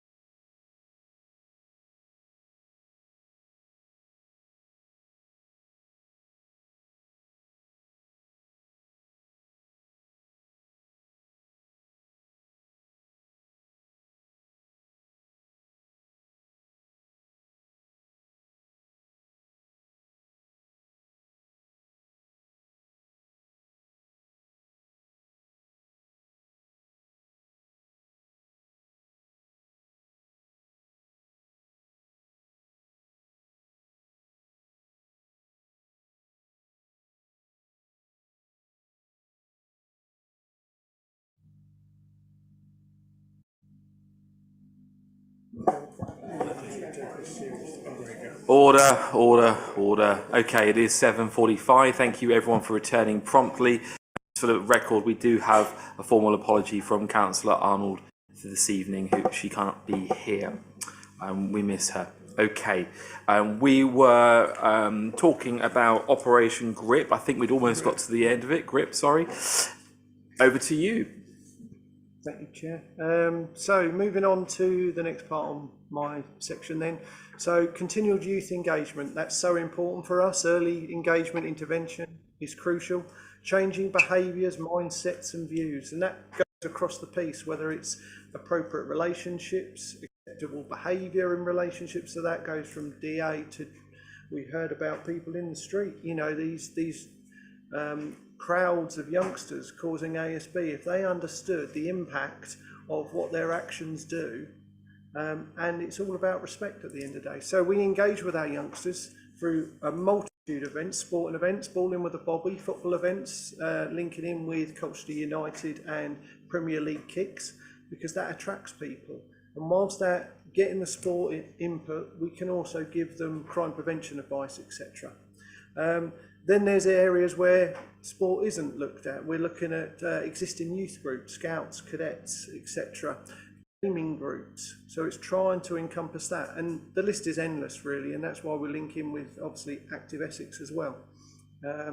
Youth engagement is key in our child and young person officers, who I've already mentioned, but they go into the schools to give presentations.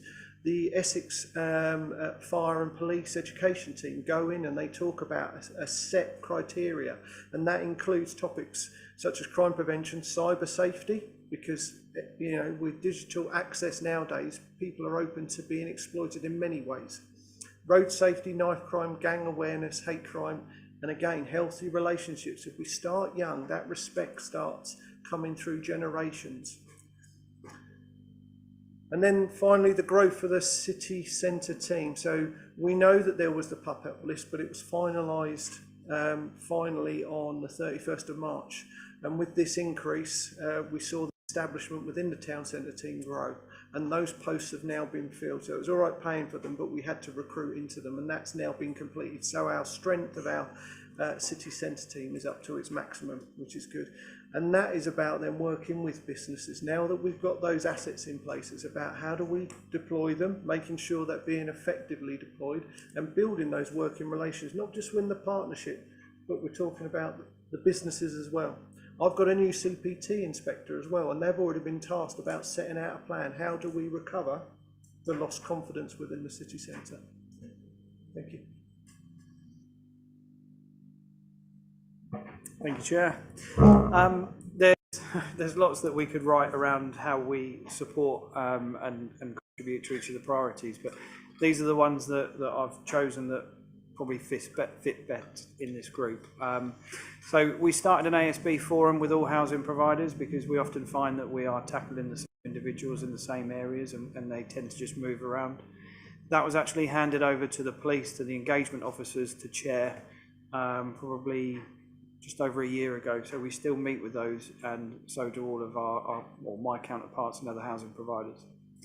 I am regularly, if not daily, in contact with field intelligence officers to share information and intelligence, which is key obviously from policing, but equally when they share that, some of that information that they can share back with us, then we can take action around tenancy enforcement. We have bi-weekly tasking meetings and a city centre action panel, which is a team of individuals that look at the town centre, or city centre I should say, around ASB and how we can combat, from a housing point of view, how we can reduce ASB in the city centre. And also disruption panel meetings, which is where we bring nominals of interest to the police, and collectively and holistically we look to how we can disrupt that behaviour. The bottom one is key really, because we can use housing law where appropriate to move people, to demote security of tenure, and also we still have some of those key powers from the ASB Crime and Policing Act delegated to us, so that we can try and change behaviours by issuing community protection warnings and notices, and equally where there is ASB we can close properties either partially or fully. So that's how we contribute to this priority.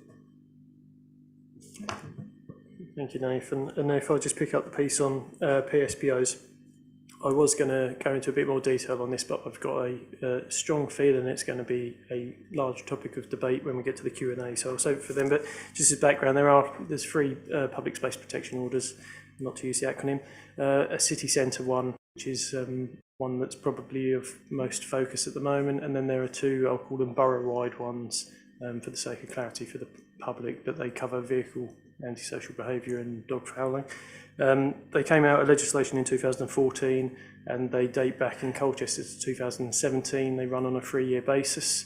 So they were renewed in 2020, and the city centre one, which will cover Castle Park and St Mary's car park, are due to be renewed in October this next month.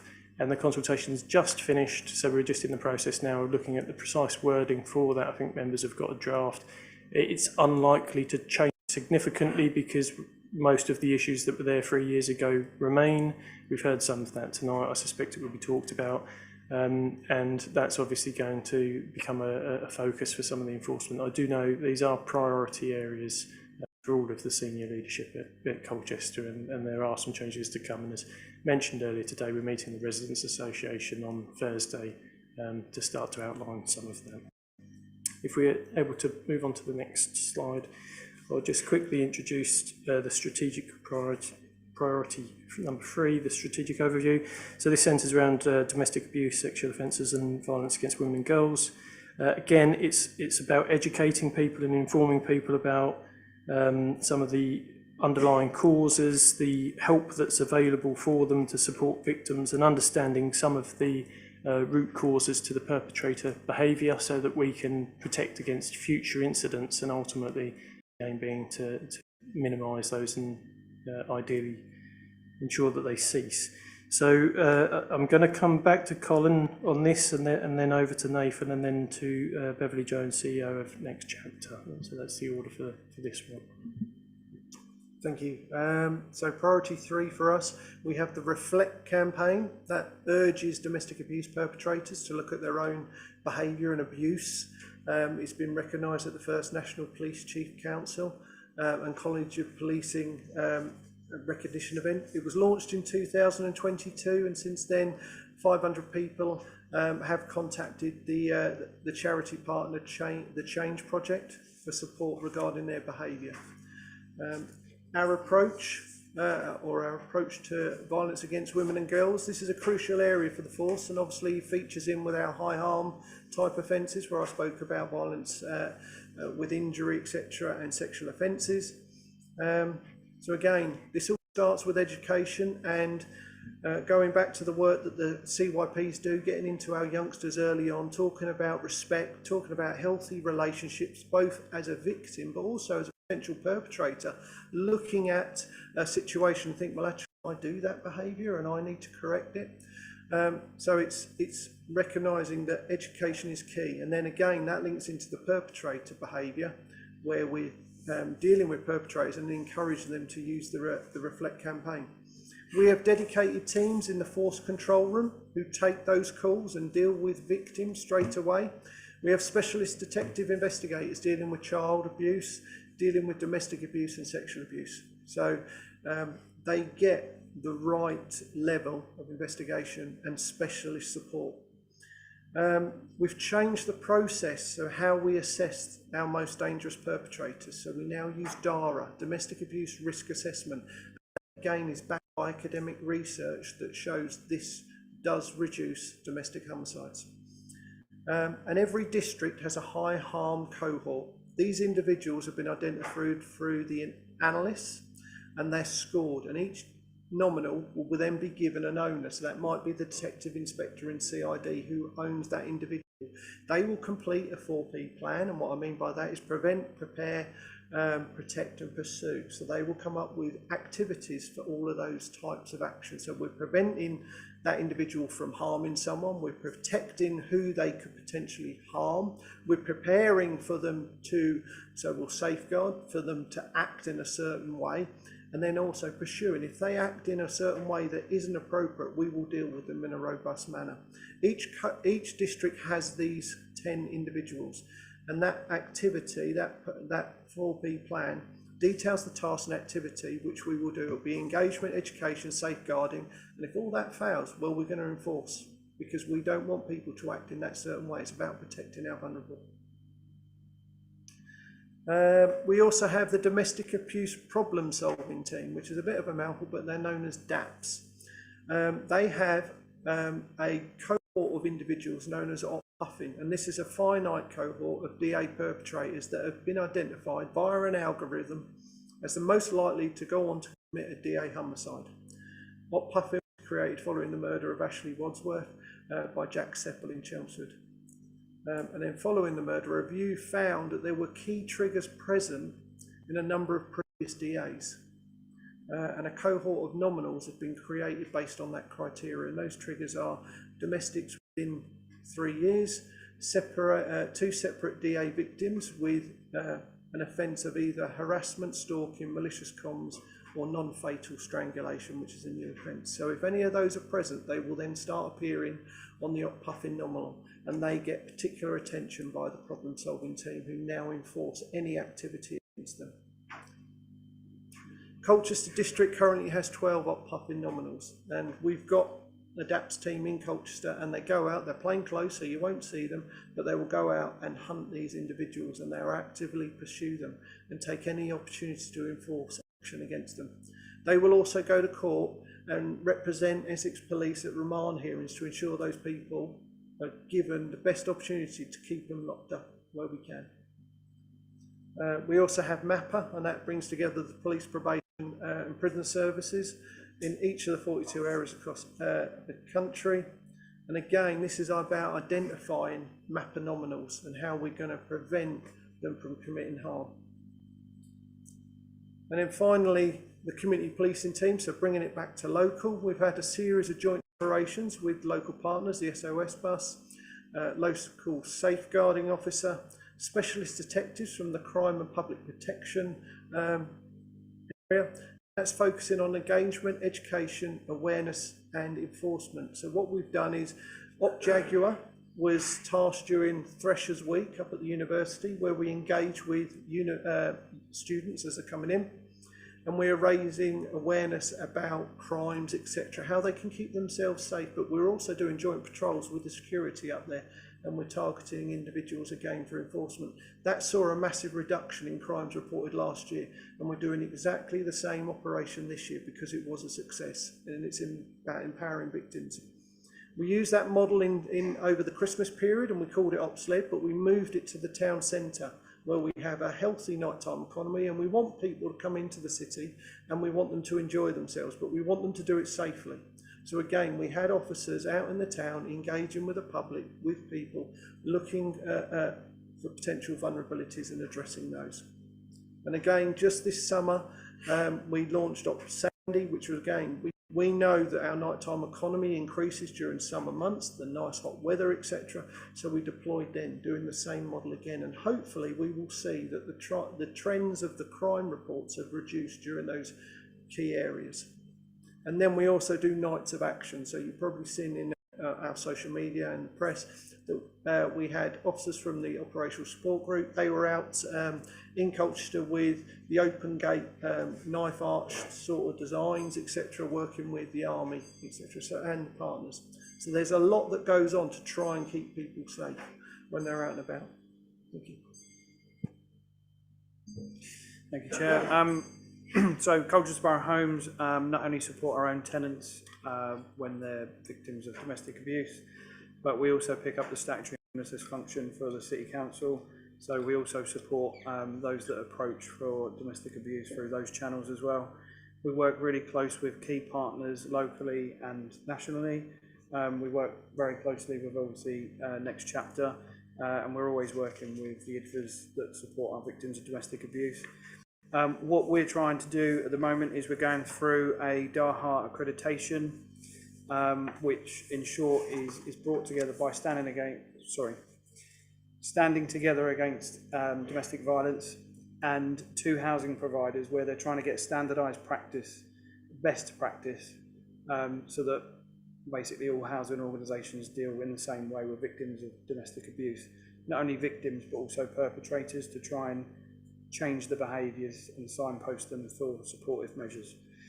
So we're doing that. We're also training DA champions, and the hope behind that is that it's to identify victims of domestic abuse and hopefully see an increase in reports in confidence so that people can actually report domestic abuse to us so that we can deal with it positively. So that's how we're supporting this project.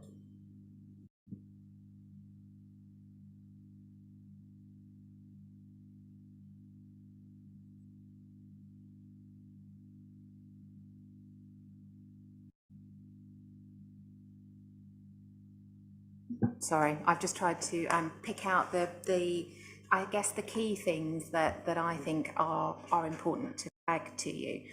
I have to say that we have a different picture in terms of the level of domestic abuse that we are dealing with as an organisation, both locally in Colchester and across the area that we cover. So we are Mid-North and West Essex.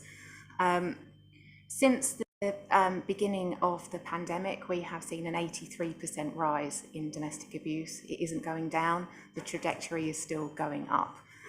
In 2019, we dealt with just over 2,000 individuals experiencing domestic abuse. This year, we've dealt with just shy of 4,000. So we are seeing a huge increase. I think it's fair to say that not all victims want to go to the police. They don't want all want criminal justice outcomes.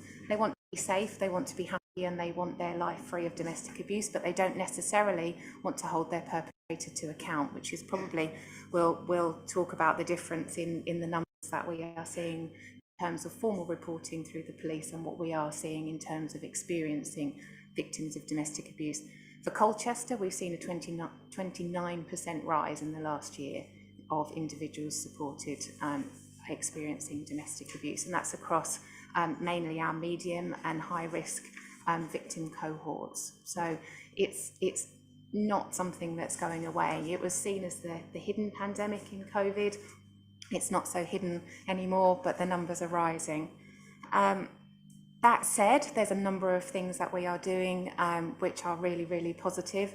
I think not least the really strong partnership working that we have. And I think it's fair to say that whilst the numbers are rising and continue to rise, I'm not sure that anybody would say that they are brand new victims of domestic abuse. I think it's as a result of our raised reputation, all of the work that we have done to try and signpost victims and survivors of domestic abuse so that they know where to come, our partnership working and making sure that there shouldn't be anybody out there who doesn't know who to reach out to, whether it be us directly, the police or other partner organisations, in order to seek that assistance.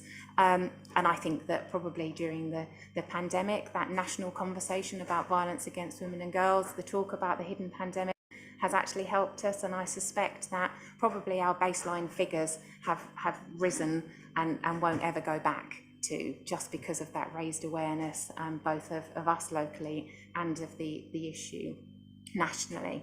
But the positive things that we are doing, you've heard about the DAPST project, the Domestic Abuse Problem Solving Team in the police. That project was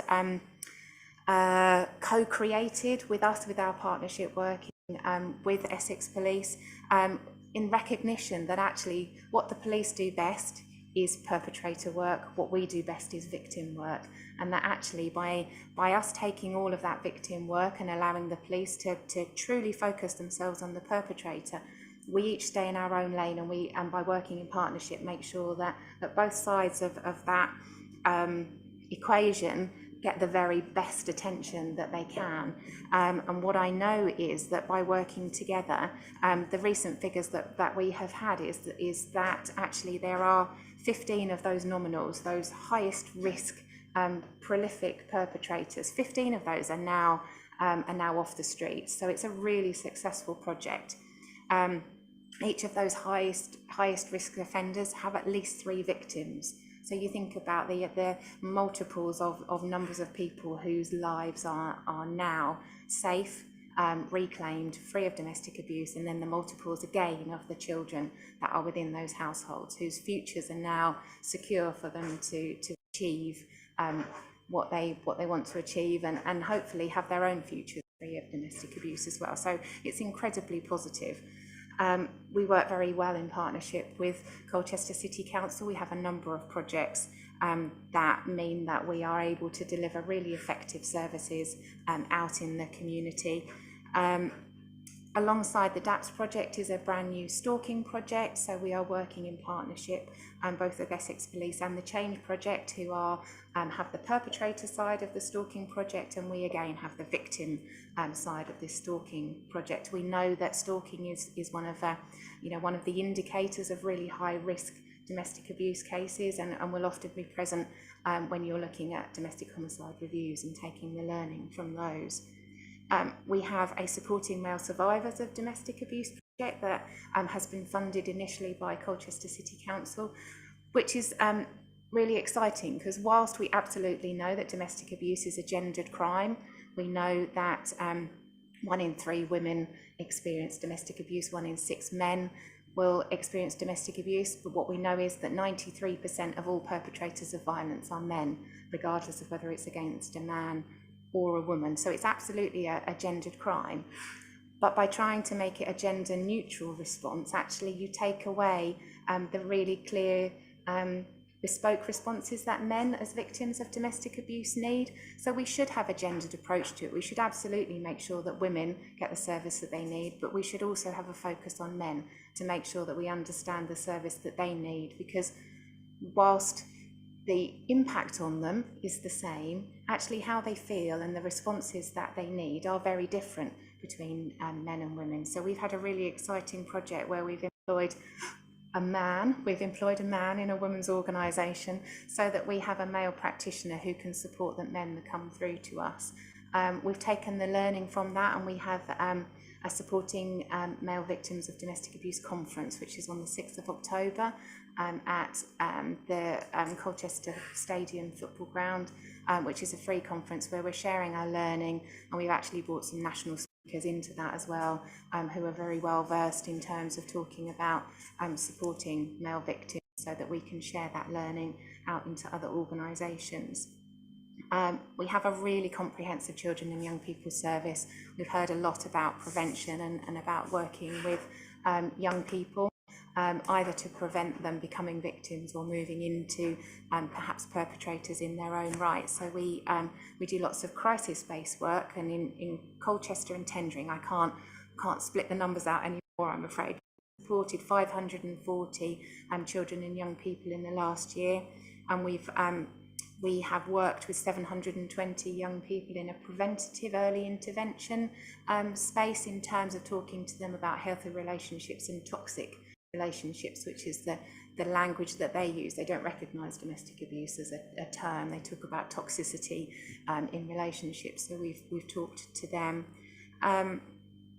So we've worked really hard around that. We are actually doing some cutting edge work around working with children and young people. We've been asked to speak nationally with Women's Aid around sharing some of that work that we're developing, working with children and young people. We have a brand new project which is funded from the Home Office, which sees us have a mental health domestic abuse practitioner working with EPUT out of Colchester and Chelmsford.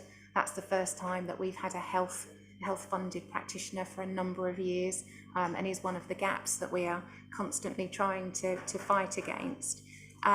And then one other project that we have specifically in Colchester is our DART project, and that's a volunteer project where we have recruited, I think it's now 18 volunteers to go out and support. So when we've finished our specific crisis work and recovery work with people, and they are looking to engage back with their life free of domestic abuse, there's all sorts of things that might just tip them off kilter, that might well see them reach out to their perpetrator or into another unhealthy relationship. And what we want to do is keep that umbrella of support over them. So we've recruited a range of volunteers and trained them so that they're really that extended network. Lots of women, and it's principally women that we deal with. Part of their issue is that they don't have that extended family. They don't have mothers or grandmothers or sisters or people who are there to provide that wrap-around network around them. Somebody who cares, who asks them how they are, or if they're in trouble with their electricity bill, or something's gone wrong or their TV doesn't work, somebody that they can reach out to, all the things that might just knock them off. And that's what our volunteer network is there for, is really to extend that next chapter umbrella of support so that they continue to feel held and have somebody to go to, somebody who cares whether they're getting up in the morning or how they're feeling. And then very lastly, we have an e-comms campaign which we hope to launch around the time of International Day Against Violence Against Women and Girls. We talk about mouthfuls, which starts the 15 days of activism, and it's called Everybody Knows Somebody. And what we find is that when we go out to talk about domestic abuse, and we end up in the community in all sorts of environments, is that actually people don't want to be seen to be coming and talking to you, because I suspect that they're fearful that people will think if they're coming to talk to us, then it's because they need the help. Whereas actually, if we're starting a campaign which says, actually, this isn't for you, this is because we think that you absolutely will know somebody, whether it's somebody in your extended family, whether it's a friend or a work colleague. So come and talk to us so that you can find out enough about what we do, that you can help somebody that you might see. And in that way, we might well speak to people who are personally experiencing it, but actually the whole idea is that we get the message out there that everybody will know someone, and that hopefully we will share that vital information about how to reach out to get some really independent and compassionate help that is absolutely driven by what that individual wants to achieve. So it is a positive picture in what feels like quite a bleak landscape. Thank you. Chair, if I could introduce priority 4, please. This is the early intervention and prevention of the drivers of crime with an intention to reduce reoffending. Start with Chief Inspector Cox, Nathan, and then myself. And guys, I don't want to state the obvious, but we will be here quite late tonight. Can we try and tighten things up so that we can get into the scrutiny? I think that's what we're all looking for. But thank you very much. Okay, so under priority 4, we've since the 1st of April, Essex Police have started drug testing adults on arrest now. There's often a direct link between Class A drug use, domestic abuse, violence, etc., or as part of the nighttime economy violence that we do see. It's across the county. Tests are automatically also requested for any adult arrested for an acquisitive crime or possession of Class A drugs. More than half those tested have come back positive for cocaine, crack cocaine and heroin, and those positive will be referred to specialist drug treatment programs addressing their misuse. So again, that's often the root cause of their offending. And over 1,500 people have been tested so far. We also have the priority offender team. They manage a cohort of offenders under their integrated offender management. There's currently 22 offenders in Colchester being managed by IOM, and that's basically a partnership approach to tackling their offending aimed at reducing it, be it an Achilles heel approach in a way, targeting it from many angles. And the cohort is made up of offenders from acquisitive crime, burglary, robbery, vehicle crime, and a small number of offenders are involved in gangs, OCGs, which is organised crime groups, and knife crime. So they will target them, and you can actually see when people have been released from, say, prison on a sentence, a custodial, they will come out and the priority offender team will link them with them early. They will also be able to track their behaviour to see that it's escalated, so that we can get them in the bud. So if they start shoplifting, that then that repeat offending tracks that they then turn to burglary. If we deal with it when it's shoplifting, we're not getting the more serious crimes that have a significant impact on individuals. Mentioned about the community policing team, again, their work, which is through youngsters, and all the work that we've already mentioned about educating, raising awareness and signposting regarding exploitation of county lines, etc. We do regular bike market events. So Colchester got lovely bike road networks, etc., and a huge number of bikes do get stolen every year, but we need to stop that. we need to encourage back to basic style of locking up your bikes and property marking it so that when it's recovered we can return it. If people lock things up, take away the attraction, then we'll stop the crime in the first place. The same goes for vehicle crime. Many of our vehicle crime, theft from motor vehicles, are due to the vehicles being insecure. People are just chancing their arm, opportunist thefts where they're just trying door handles, and by simply locking vehicles we can prevent a lot of our crimes. And then regular engagement both in and out of schools, diverting youngsters away, which we've mentioned many times, and that will be with DA, engaging with gangs, etc. All of that stuff is about preventing it. And this has included active Essex activities over the Easter holiday, etc. And then there's ongoing promotion of the Neighbourhood Watch membership. People forget about Neighbourhood Watch. It's there to pass on information, to provide crime prevention advice and awareness, and we need to keep that message going. If you want to be part of a network and share information, join the Neighbourhood Watch, and we do that through our coordinator here in Colchester. The Essex Violence and Vulnerability Unit, again, they conduct detached youth work. They've done that in Grinstead, working in identified areas, and within Colchester they did that in Grinstead, delivering by local organisations working with the Essex Boys and Girls Club and the Essex County Council for Voluntary Youth Services. They've worked in parks, high streets, etc. And then they're working on lads needs dads, etc. So it's about diverting youngsters who need role models to copy the right role models to show them the way in a way, and make healthy choices. And that's that work in Grinstead has been delivered, covering face-to-face interactions, and includes ASB hotspot areas, which I've already mentioned is an Opdale area anyway. Thank you. Thank you, Chair. Colchester Borough Homes work with our communities by trying to change behaviours of those that maybe are at risk or likely to be at risk of being involved in antisocial behaviour. So we have diversionary initiatives that would hopefully try and channel some of those behaviours that we don't want to see out on the streets and put them to good use. We work with our partners, including the Army, Essex County Fire and Rescue, when it comes to enrolling suitable candidates in the what is it called? Fire break, sorry. My apologies. We also have the Omnis Cafe, which is working with those in the community that might be isolated. If they've got mental health issues or learning disabilities, they can go to Grinstead Community Centre every Thursday, where it's a partner-centred approach, really. All the partners are usually in attendance, and they can get advice or signposting or referrals into the right kind of support. And it's also a place for everybody to meet up together. They can report crime directly as well, and it's also a hate crime recording centre, so part of the hate crime initiative as well.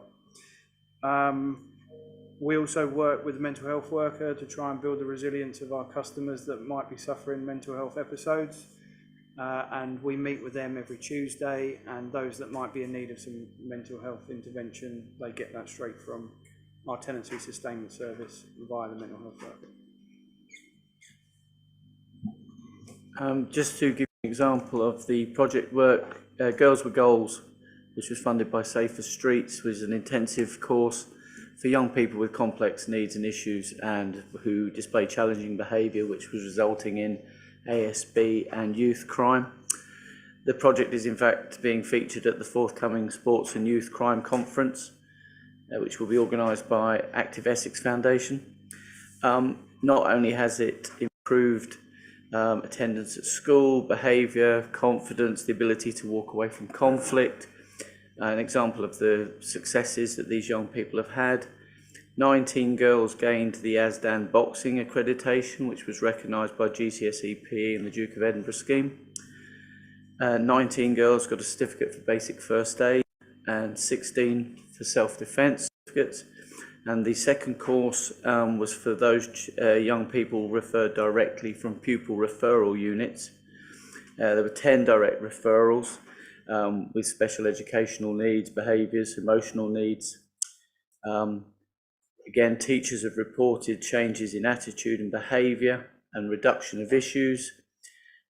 7 of the 10 participants have got their boxing accreditation, 7 received basic first aid certification, 6 in self-defence, and in fact some of the young people have been so successful in this project that they're actually being trained to become assistant boxing coaches. And what I'll do, sir, is I'll move straight to priority 5. This is to work within the community. We're going to build resilience and promote safety. Mr. Cox will start and Mr. Tyrrell to follow. Okay, thank you, Chair. So, right care, right person. It's an operational model that was trialled in Humberside and following national partnership agreement on using the right care, right person approach. Essex Police are currently in the process of looking how we will implement it moving forward in line with the guidance provided to the College of Policing. We've heard about visibility, sometimes lack of response and a presence, and this will focus on 4 main areas that aren't necessarily a policing responsibility. So strand 1 is concern for welfare, those that do not meet a set criteria, but we often get called to hold that responsibility. Strand 2, mental health concerns, especially around section 136s where we detain someone under the Mental Health Act, or 135s where there is a lack of beds or a delay in getting that individual who's in crisis assessed properly by mental health practitioners. Again, we are often, the force is often left holding that responsibility, and you can end up with numerous officers at a hospital waiting for this process to move on when they, we need them elsewhere responding to emergencies, as we've heard.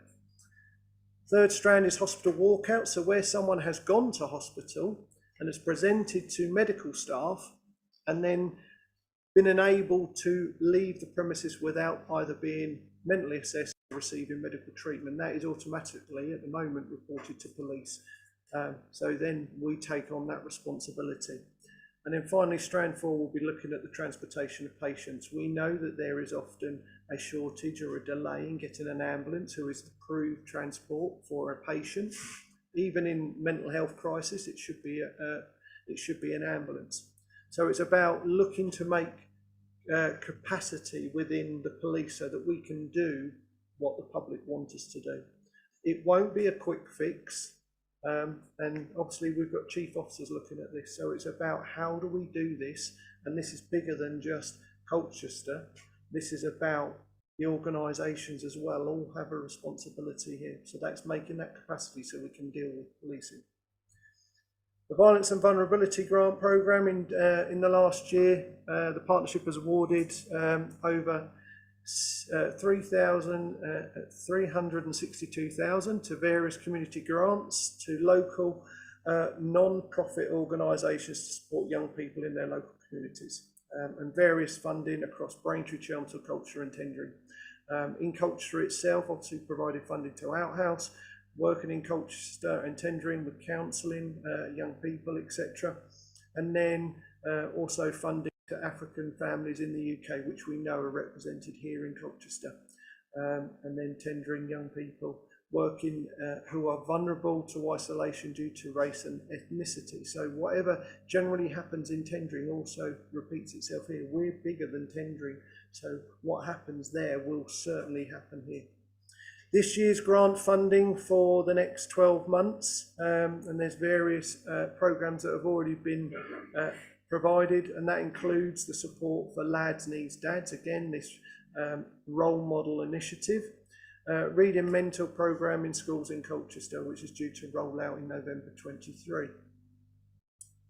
And then moving on, we've got a current Neighbourhood Watch project, which is being led by Graham Still, who's the coordinator for Colchester Neighbourhood Watch, and that's looking at better use of the crime data to target crime prevention, and this will be focused on changing potential victims' behaviours that will frustrate and deter those that are likely to commit opportunist crime. So again, if people are aware that crime occurs in certain areas, how do they behave? Do they leave things on show? Do they lock things up? Do they take away that shiny object, etc.?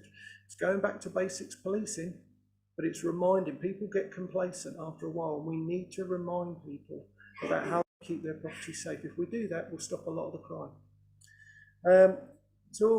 Moving forward, I'd like to introduce inspector tours. That's where myself, the CPT inspector and the inspector from the Special Constabulary go out to local areas and engaging through the partnership. So we'll take partners on this journey with us around the district.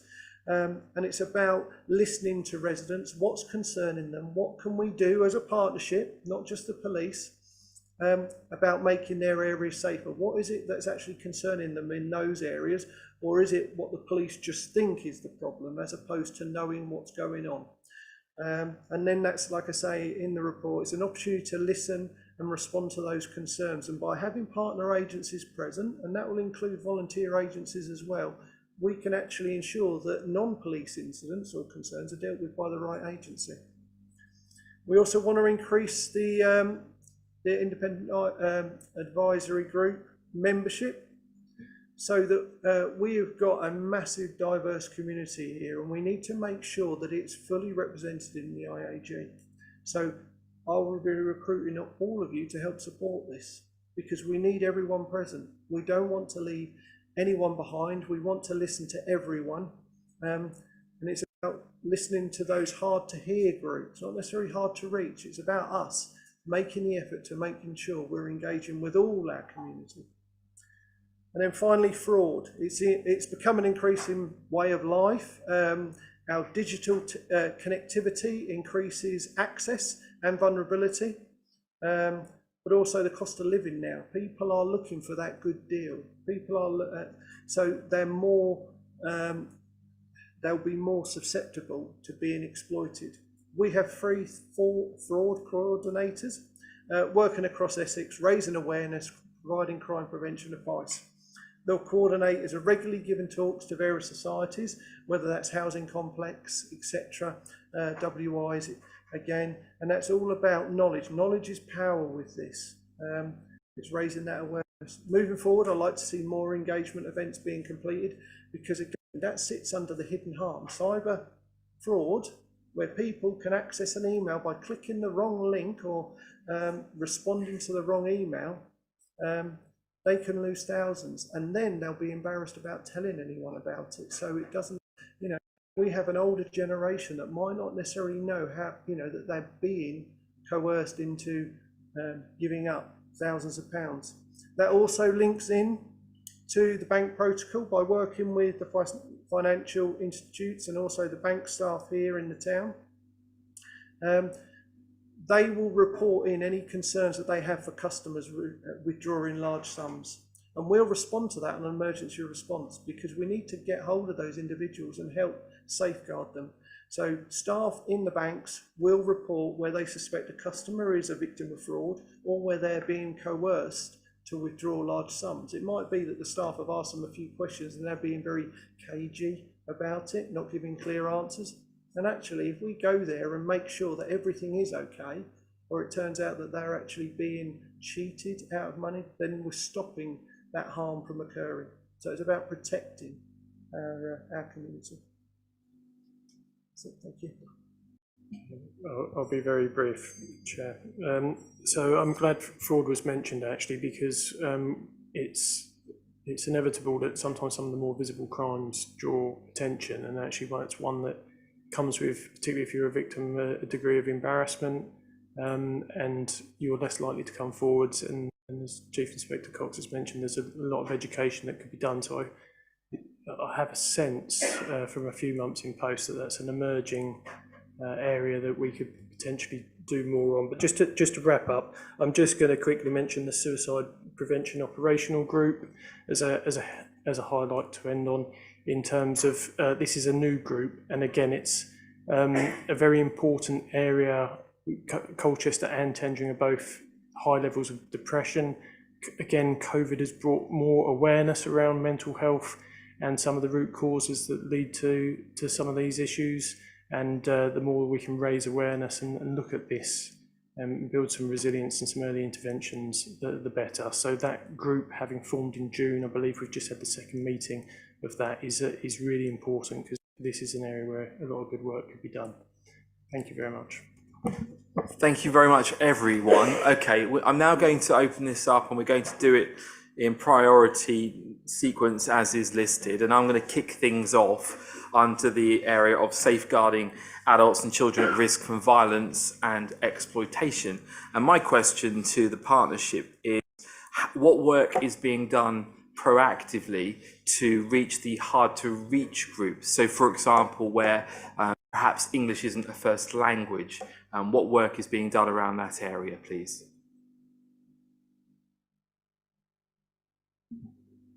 Chair, so obviously we have the IAG and we'll engage through the partners that are present there to increase the membership with that.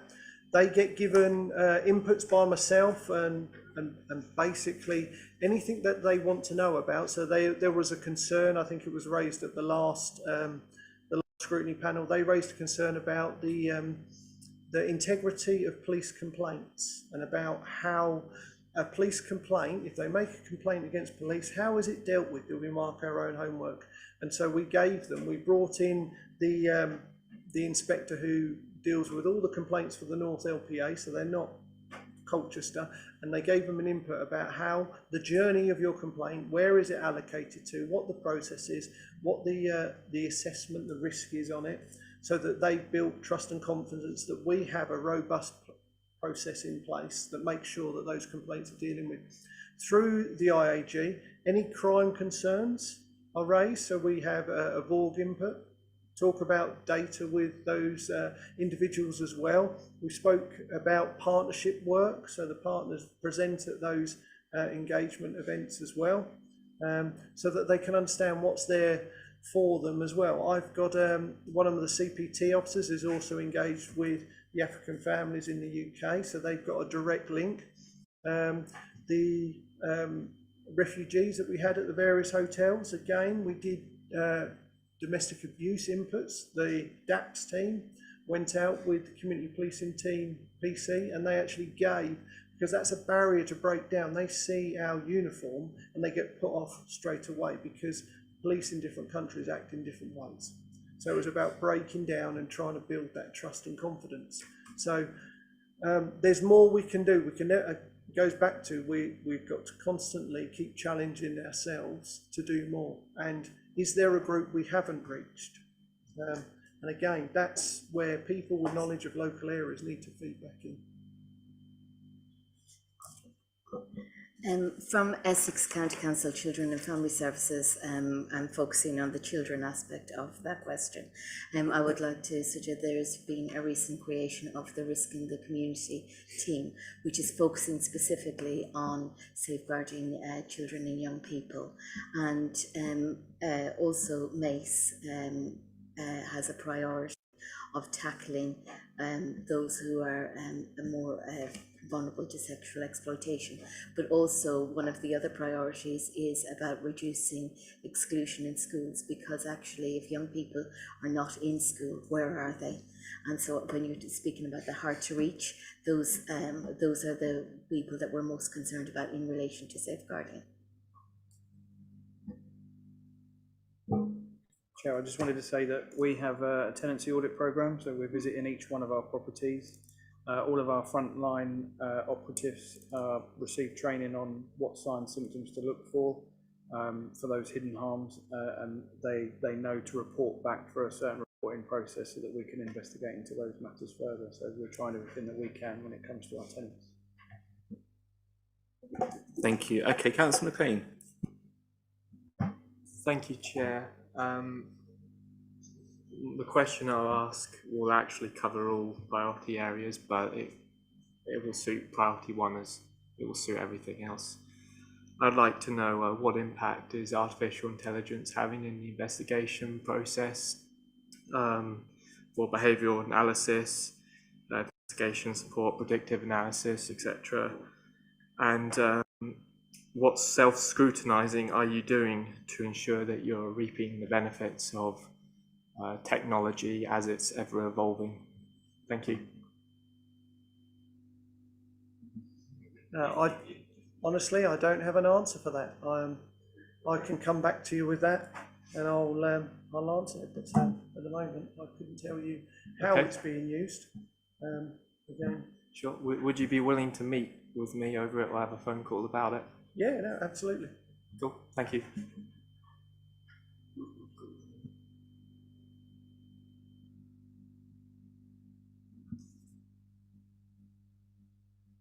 Okay, someone online has got their hand up. I think it's Andy.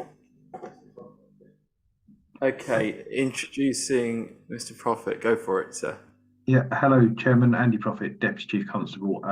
Thank you very much. I mean, a great question about artificial intelligence. There is a range of different work, and I'd be happy to kind of pick up the conversation offline, looking at how artificial intelligence helps investigating officers do disclosure reports when they're building case files to go to the Crown Prosecution Service.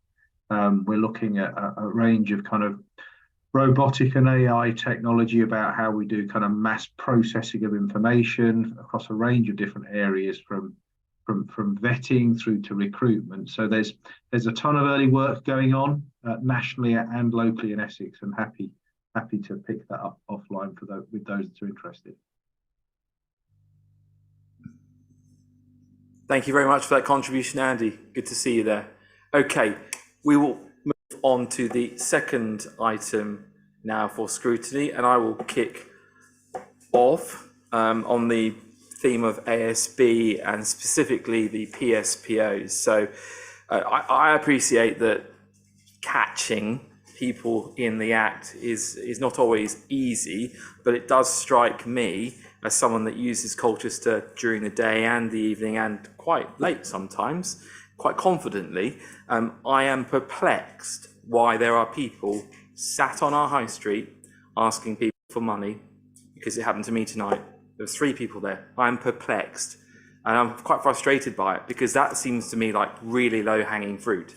They're not in the private shopping centres, but they're on our high street, and we've got a clear PSPO in place to say you shall not loiter and aggressively beg. And I find it intimidating, and my mother wouldn't dream of walking down Colchester High Street at dusk to be approached by people asking for money.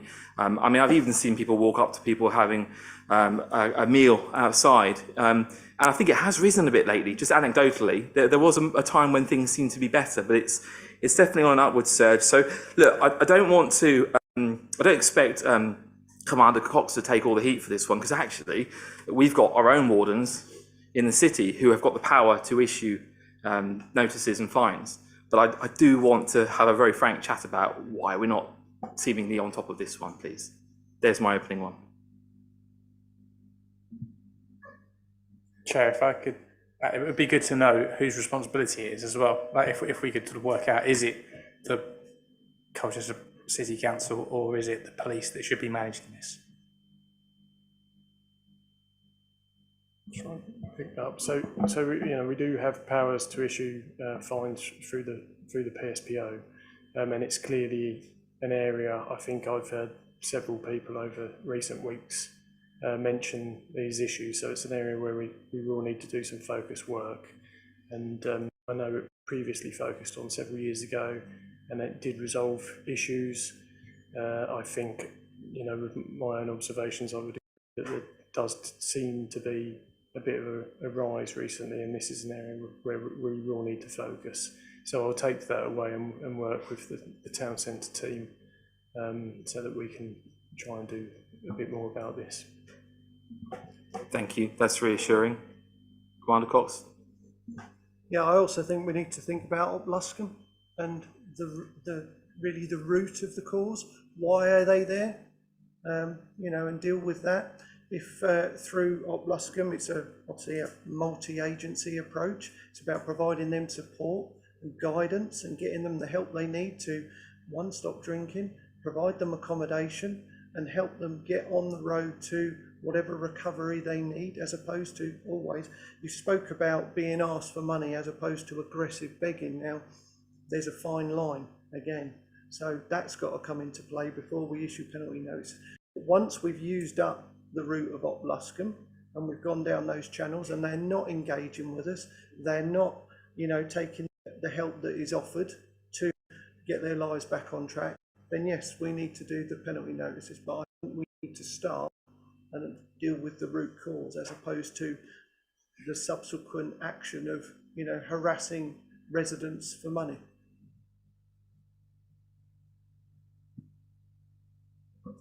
Thank you for that. I would just also bear in mind one of the areas that was raised about the vehicles and that side of things.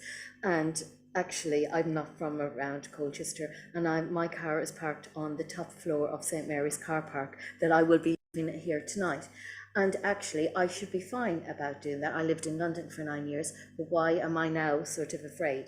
And as representatives for focusing on children, if there are families listening to this and children are afraid of this, and one of the big projects that was done by the Violence and Vulnerability Unit speaks about the fear that young people have about being on the streets, and I would like to compliment that as a piece of work that hasn't been mentioned here today, the listening project by the Essex Council for Voluntary Youth Services. If you haven't read it, it is absolutely excellent.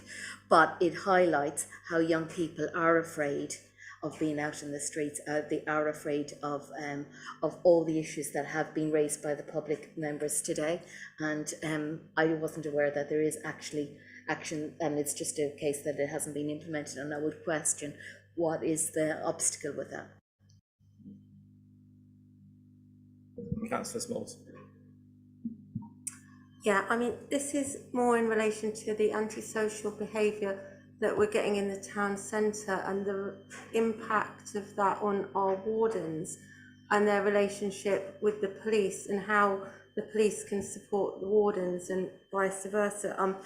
There was an incident a few weeks ago, which obviously I don't want to mention any people, but it was publicised in the Gazette, where there was some fighting just outside Tesco's. I don't know the individuals. I think it was young people. A couple of our wardens were involved. My understanding is they sort of managed to but hold the people who were fighting and break up the fight. I believe they've got a facility to radio to the police, at which point they were told to dial 999. They did that, but they weren't able to keep hold of the people, before the police came. And I just wonder how we can, if there is a way the wardens can be more sort of, able to get support from the police if they are in a situation like that. And would it help to have more police on the street? I know we have these sort of months and days of action where we have more police in these sort of town centre areas. Does that have an impact when we do have more police? So therefore, would it be something that would help if we could have that more permanently? I've heard anecdotally that people get wind of there's going to be these actions and then they'll say, oh, be careful. A bit like when you see people with a speed camera, maybe the perpetrators, they'll be like, oh, slow down. So, I mean, does it have an impact having more police? And if so, would it be something we could have more in the problem areas? Okay, I'll address the first point, which I think was about the Townlink radio and the communications with street wardens. So for me, the Townlink radio is an information system for businesses, retailers to talk amongst themselves. For me personally, it's not a means to call for help from the police. All right. The reason for that, and whilst we carry the device, is there needs to be an audit trail of a call being made. If you call 999, an incident is created and all the relevant questions are asked, and they grade it, they thrive it, they put it through a risk assessment called Thrive, and they will allocate the most appropriate unit on the most appropriate response. An incident happened last week at 360 where a gentleman went into 360, the community hub, and made threats to harm himself.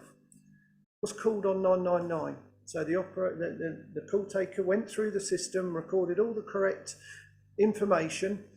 The Oscar one, who is the inspector in the Force Control Room, who is basically the tactical firearms instant for any incident that happens instantaneously, saw the incident and then starts considering it as a firearms assessment.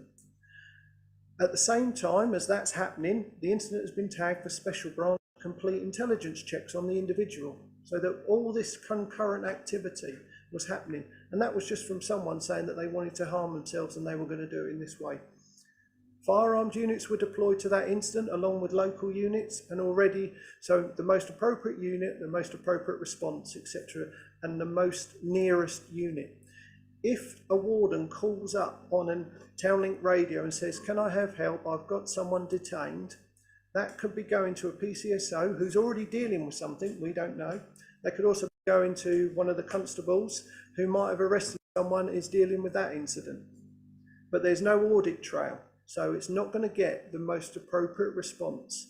Also, the call takers know where all the route units are, so they have a mapping system. So if that call has come in to say it's outside the town hall, the CPT might not be mapped near it, but there might be a response unit going past, or there might be a traffic unit or a dog unit, so they can actually, they have the full picture. So that's why I will say that that is not a way to call police if you need assistance. It's an information, and that's why we share things between stores going, "I've had these group of kids, you might want to beef your security up on the door, they've been a nuisance," etc. So in relation to that, all right.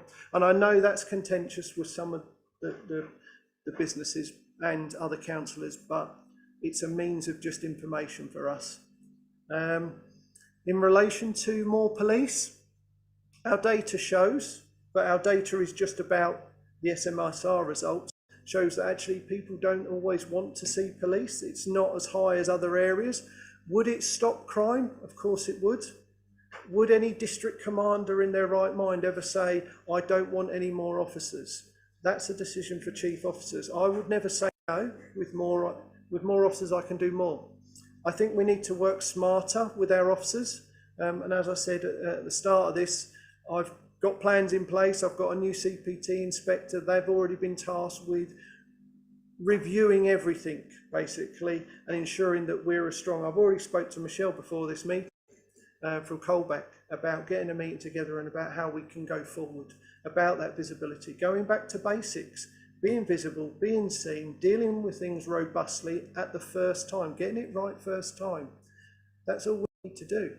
Policing's easy once you get those basics in, and holding our officers to account. If they're not doing what we need to do, well, why aren't they doing it? And then that comes from the leadership, from me downwards, but also the inspector and the sergeants that are in charge of those officers. Right. So yes, I would love more officers.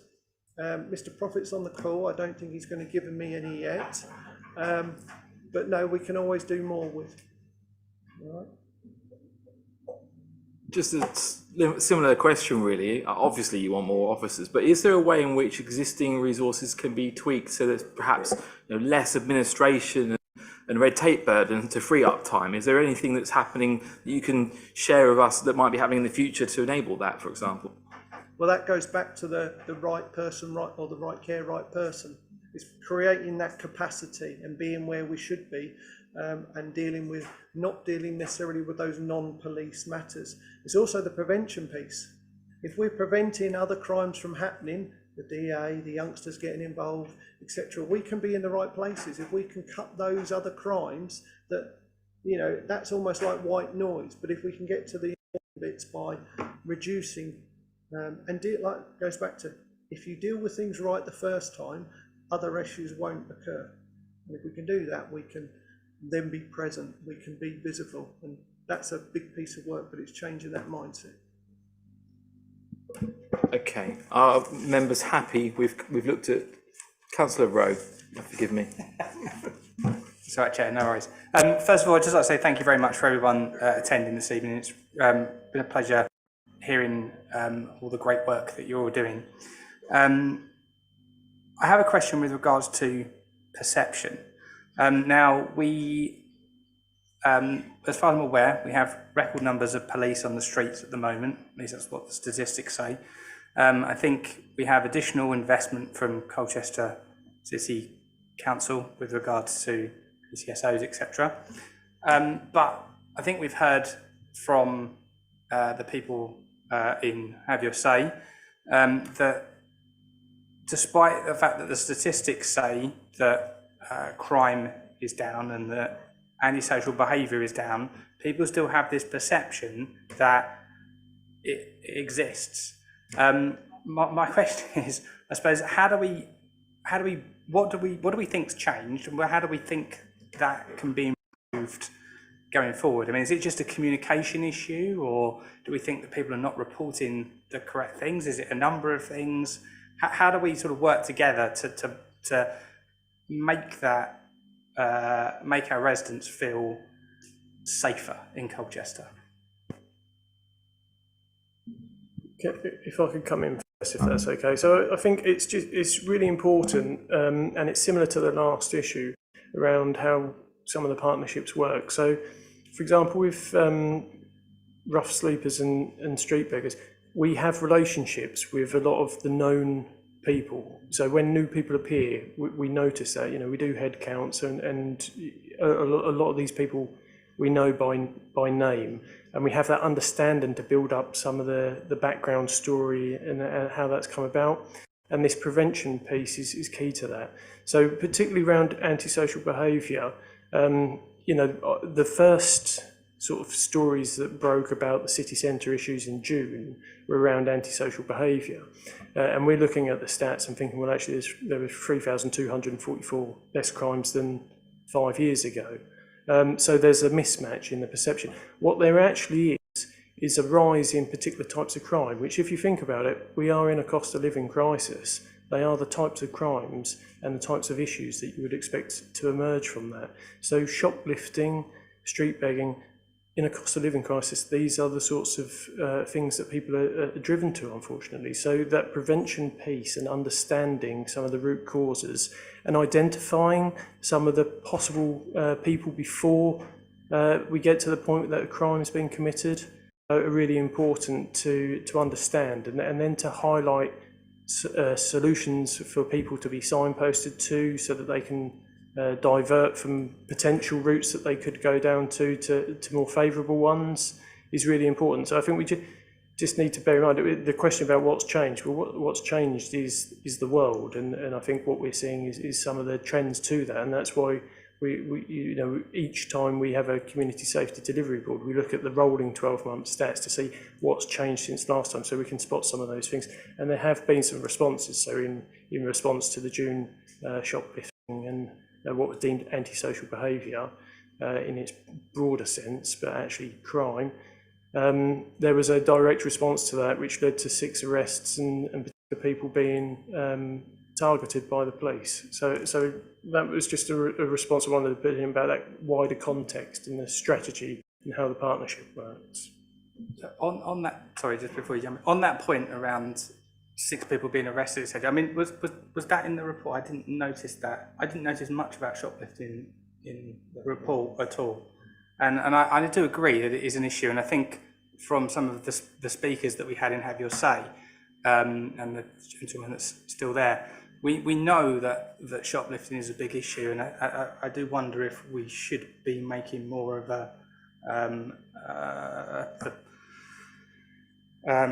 making more of a point of it in the report that we have here. So, if we believe that those are the issues that are driving, sort of the social issues that are driving things to shoplifting, well, okay, so that's fine. What are the preventative measures that we're doing to stop those shoplifting? What are the statistics to back that up? How are we working with the various other organisations, etc., to stop that shoplifting? I think if we can put all that together and show that and explain to people, well, this is the problem that we face, these are the reasons, the underlying causes as to why we think that, here's the stats to prove that, then I think that perception then will change. But I think it's about the way that we present it to the wider community. Okay, I've got Rita and then Andy on the line. I'd like to give a positive account of addressing the issues, because actually what we're talking about is the wider determinants of health and well-being. And actually today I was at the Colchester Central local neighbourhood team meeting, where we had Brian as a representative. And I think sort of looking at the cost of living crisis and why people are doing that, and looking at it in a partnership, working and North East Alliance is really working very closely with that, looking at those wider determinants of health, and perhaps that's the area that we need to really focus on, is actually the root causes, and not working in solus but in together in partnership. Sorry, can I just come back on that? So are we saying that we think that the cost of living crisis is definitely, so we're getting an increased shoplifting because people are shoplifting for... People can't afford food. So people can't, so is that where that the same as what we're getting from a... People just cannot afford. But is that the same as we're getting from the, I mean, yeah, do we back that up from the statistics from the... I'm not disputing that, I'm just asking about the statistics, and I'm saying, do we back that up around the statistics? Because there's 400 businesses that gentleman over there represents. Are all those 400 businesses food retailers, or are we also getting, like additional, I can definitely clothes and shoes and things? I mean, what are the statistics, and are they high-end shops or low-end shops? Know the statistics about shoplifting, yeah. But what I can absolutely verify is the cost of living crisis is having a profound negative impact on all families that are in the I'm sure it is. But resulting in drastic measures. And we think that's why that shoplifting isn't, that's a direct response as to why we think shoplifting is increasing. I couldn't answer that question, but I can answer that definitely the determinants of health. Okay. Let's hear from Andy. Let's hear from Andy. I see, and then I'll come to Paul. Andy, online. Thanks, Chair. I had my hand up in relation to the perception of crime and feelings of safety, and how do you tackle it? I mean, I think there's two bits really. What action are we taking? And we've heard, I think, broadly speaking, we've heard lots about a desire across the piece to see more action and activity in and around the Colchester city centre and shoplifting. I think we've heard that loud and clear. So it's the action and then the telling. There's definitely something about the telling, because how effectively do we, when we do take action to address an issue, do we get that out to the people who are interested to hear it through traditional channels, social media channels and others, and indeed all of our networks. And I think historically we're not very good at telling the action that we take. So I think those are the two things that I think that we need to think about, and I'll certainly be talking to Colin about in terms of the policing part of that. The shoplifting, by the way, I mean, my take on it, there'll be a range of factors behind it. Visibility and priority, are we focused on it as much as some other areas? Question mark, maybe not. I think the cost of living must be having an issue, you would imagine, and it will be under-recorded, no doubt, but there were 1,170 recorded shopliftings in the 12 months to July in Colchester. That's up by about 12%. So we are seeing increases in what we're being told about, and I'm sure that's a partial picture.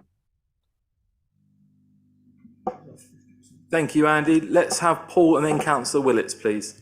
It was just for Councillor Rowe, one of my officers who actually puts together a lot of the figures, have said that the this year's strategic assessment of crime, so the January figures, may very well reflect the shoplifting, and obviously that would then, as it shapes our priorities for next year, they may then obviously have actions related to that.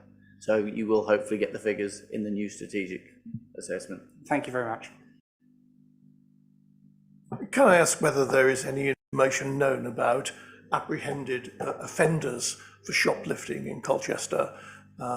Presumably, if you are catching some of them, you'll have a view as to whether these are people who, for instance, have not been able to make a universal credit application and have got no cash, and they're stealing for food, or whether they are people who are just on the make because they see it as an easy way of getting items which can be converted into cash for any other expenditure that they wish to make.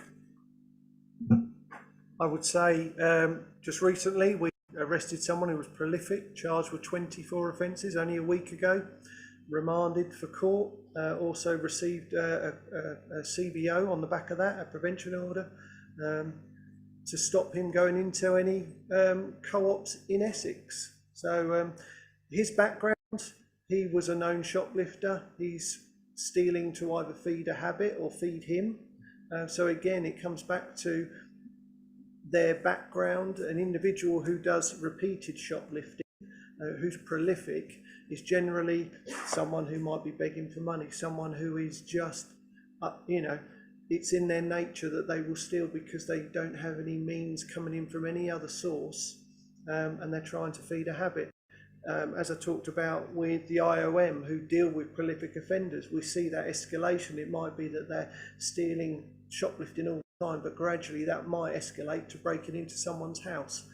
So yes, we know who those individuals are. It's about targeting, it's working with the bid, the businesses, Coalback, etc., and ensuring that when we have someone on our radar who is starting to form a pattern and commit offences, we tackle them early. We go out there with the city centre team and we actively hunt for them, not just wait to stumble across them. But you wouldn't ask them whether they were signed up for universal credit, so that they are getting the full government support to buy food, for instance. No, well, we wouldn't know that. It wouldn't be one of the questions that we ask. But with like I said, the IOM, when these people are released, they engage with them and try to support them to break that cycle of offending. It's when they don't engage and they don't, you know, do drug testing, etc., report up for their probation meetings, etc., they then get targeted, and we look to recall them back to prison if that is an option. But it's not on our radar that we should ask them their financial situation and, you know, whether there's a route to report that back into, so that, you know, the wider partnership would know actually we've got these individuals who are committing crime and none of them are getting, you know, support, financial support from other means.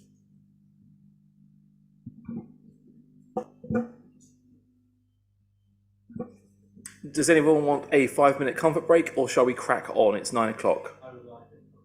5-minute comfort break? Okay, reconvene please back here at 9:07 p.m. Thank you.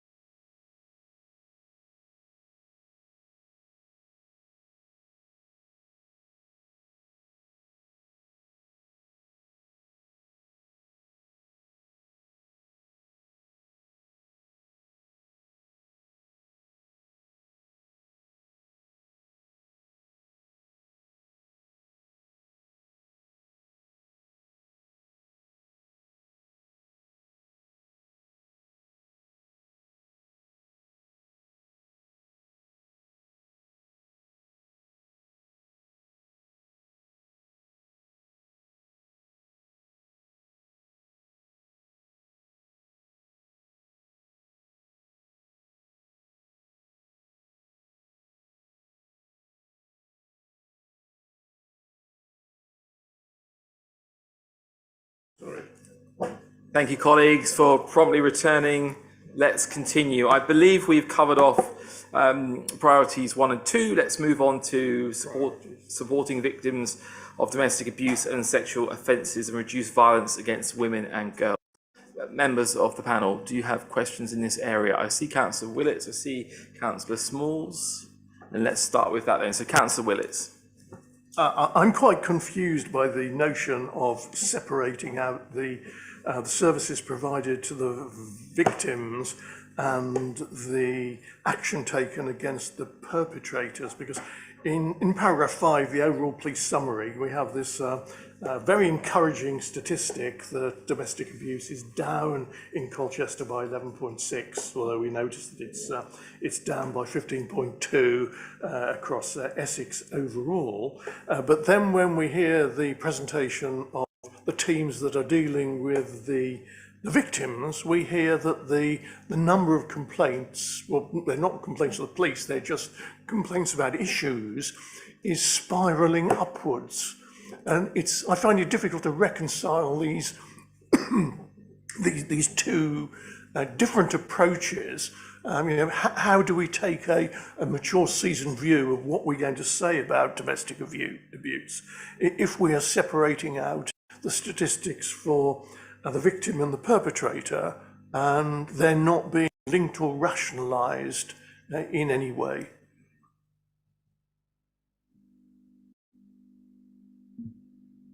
Okay, I'm slightly confused by the question. So is it about the separating of how we deal and target individuals? No, it's how well we're doing. I mean, our function is to see that the Safer Culture Partnership is delivering the goods. And we're told on one hand that domestic abuse is going down, and presumably that's, from your point of view, the number of arrests or cases that you're dealing with has gone down by 11.6%. But then we're told that when you actually start talking to the people who are involved, the victims, that the number of victims is significantly increasing, if I understood what was being said. And I just find it difficult to hold those two things in my mind at the same time. I can see why, but in terms of taking a view of whether things are being done well by the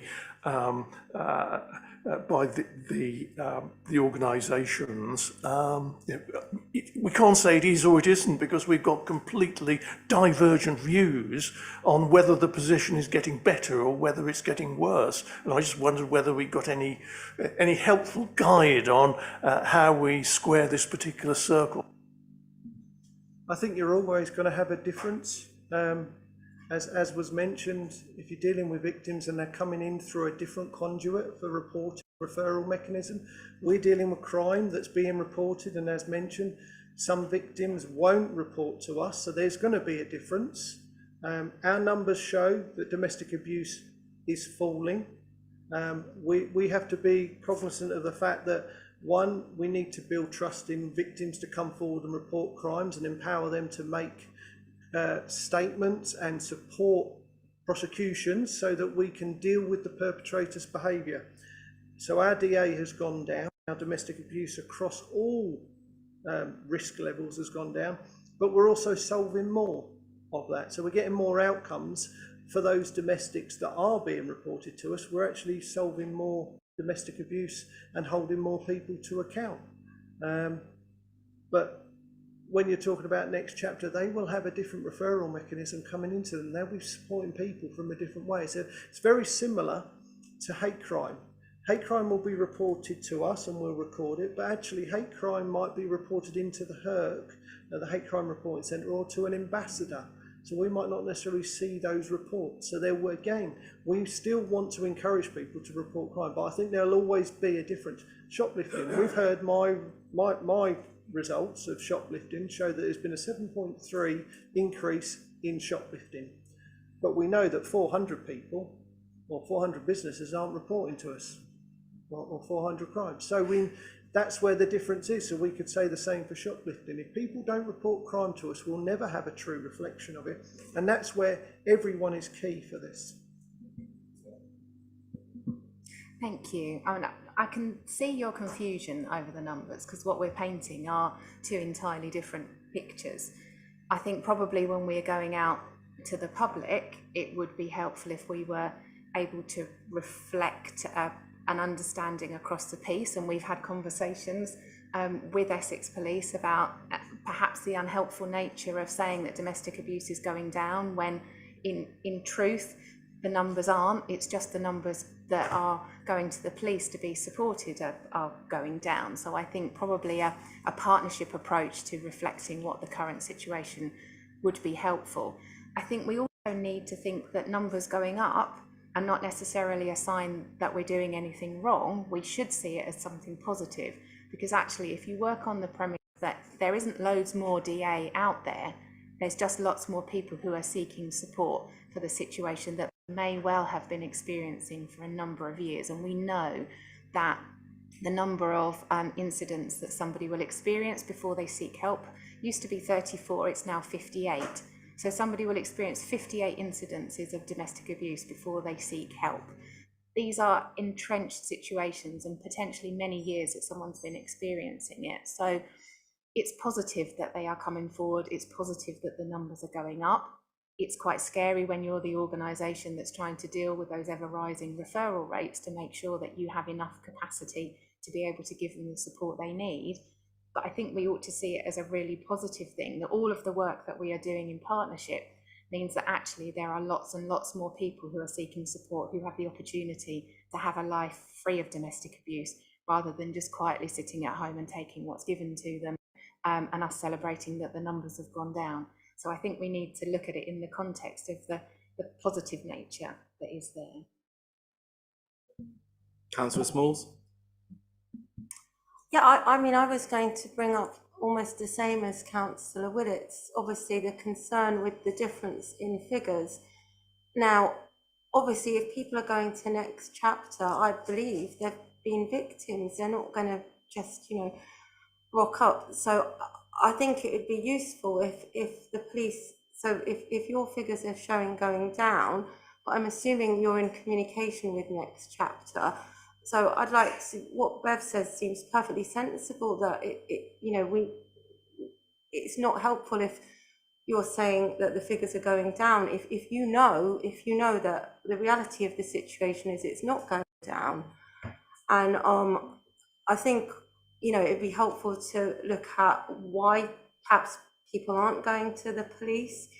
There's been some high profile cases, sort of, that obviously like a few police officers have done bad things. Maybe that, I don't know if that's had any impact. I mean, I'm sure there's lots of reasons that women or sometimes men aren't going to the police, but it would be possibly helpful to look at those reasons and how we can support people to go to the police, because obviously we do need the perpetrators to be held to account and things to happen. Bev?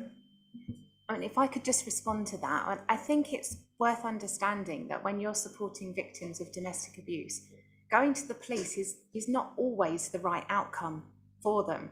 In lots of cases, it absolutely is, and for those high-risk victims that need that partnership approach, that absolutely need the support from the police to keep them safe and do everything that we do to wrap ourselves as a partnership around them. That's right. But for some victims, where actually they're not looking for a criminal justice outcome, they're looking to carry on the rest of their life.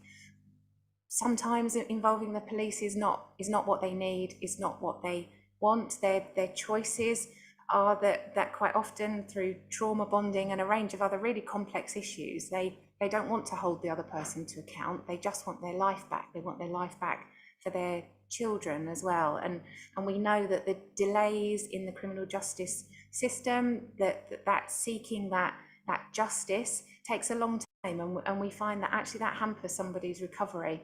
If they leave an abusive partner, they get themselves safe, they go through their recovery work stalls at the point at which they think, I've got to go back to court and I've got to give evidence and I've got to do X, Y, and Z. If that court case is in 18 months' time, they don't want to spend 18 months not being able to get on with the rest of their lives, not being able to fully recover and put it behind them and move away and do all of those things.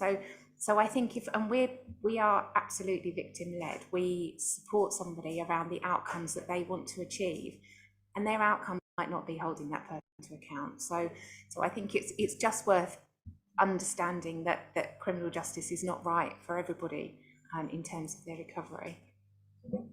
Okay, I've got Rita, Andy, and Councillor Rowe. Rita. Just in response to your question about the statistics, the Joint Strategic Needs Assessment has got the north now. Obviously, that is Colchester and the tendering area, but we've got the highest adult mental health, the highest domestic abuse offences, the highest violent offences, and the highest sexual offences within the Essex area. So sort of taking one group of statistics, another group of statistics, and actually looking at it more from a partnership point of view is actually probably more meaningful. And I absolutely, working with families and children with where domestic abuse, I totally concur everything that Bev has said, that actually a lot of people just want to get on with their lives. Quick intervention from Councillor Willett. Andy, please. I agree with what the last two speakers have said. I think there's two measures that you should draw comfort from as a partnership. If more victims are coming forward and taking help, whatever that looks like for the victim, I think that's a good thing. And if Colin tells us that more offenders are being held to account when the victim does want a criminal justice route, that's also a good thing. So more people being held to account and more victims coming forward. The other thing I won't need to remind you of, there's a really strong county domestic abuse partnership chaired by the Deputy Police Fire and Crime Commissioner, looking across the Essex County Council area. And I think there's an interesting piece of work that we might want to think about asking them to do about that interplay between, what the police have got and what some of the victim groups are doing, and how the data overlaps. There might be an interesting piece of work there. Thank you. Councillor Rowe. Thank you, Chair. It was, in agreement with what you said, Bev, and I think you summed it up really well, actually, sort of how you put it together. But my point was more around how we're presenting the statistic. And I think Sir Prophet put it quite nicely as well, that I don't think we should be looking at it and saying whether it's a positive or a negative statistic. It's just two statistics. It's something where people are reporting crimes to the police and people don't want to report crimes for all the valid reasons that you mentioned. Now, in order for us to help those people and to make sure that those areas are managed correctly and as a group going forward, that everybody focuses the right amount of resources to put those together, I don't think we can put those statistics together. You have to report them as two separate statistics. It's just we have to be clear about the differences between those two statistics. So because obviously the resource that the police requires compared to the resource that your area would require are going to be different, and they're going to be completely separate approaches. And I think it's important that we make that distinction in the report and make the distinction as to the response that we have to the two separate areas. And I hope you would agree with that, and that makes sense to both of you.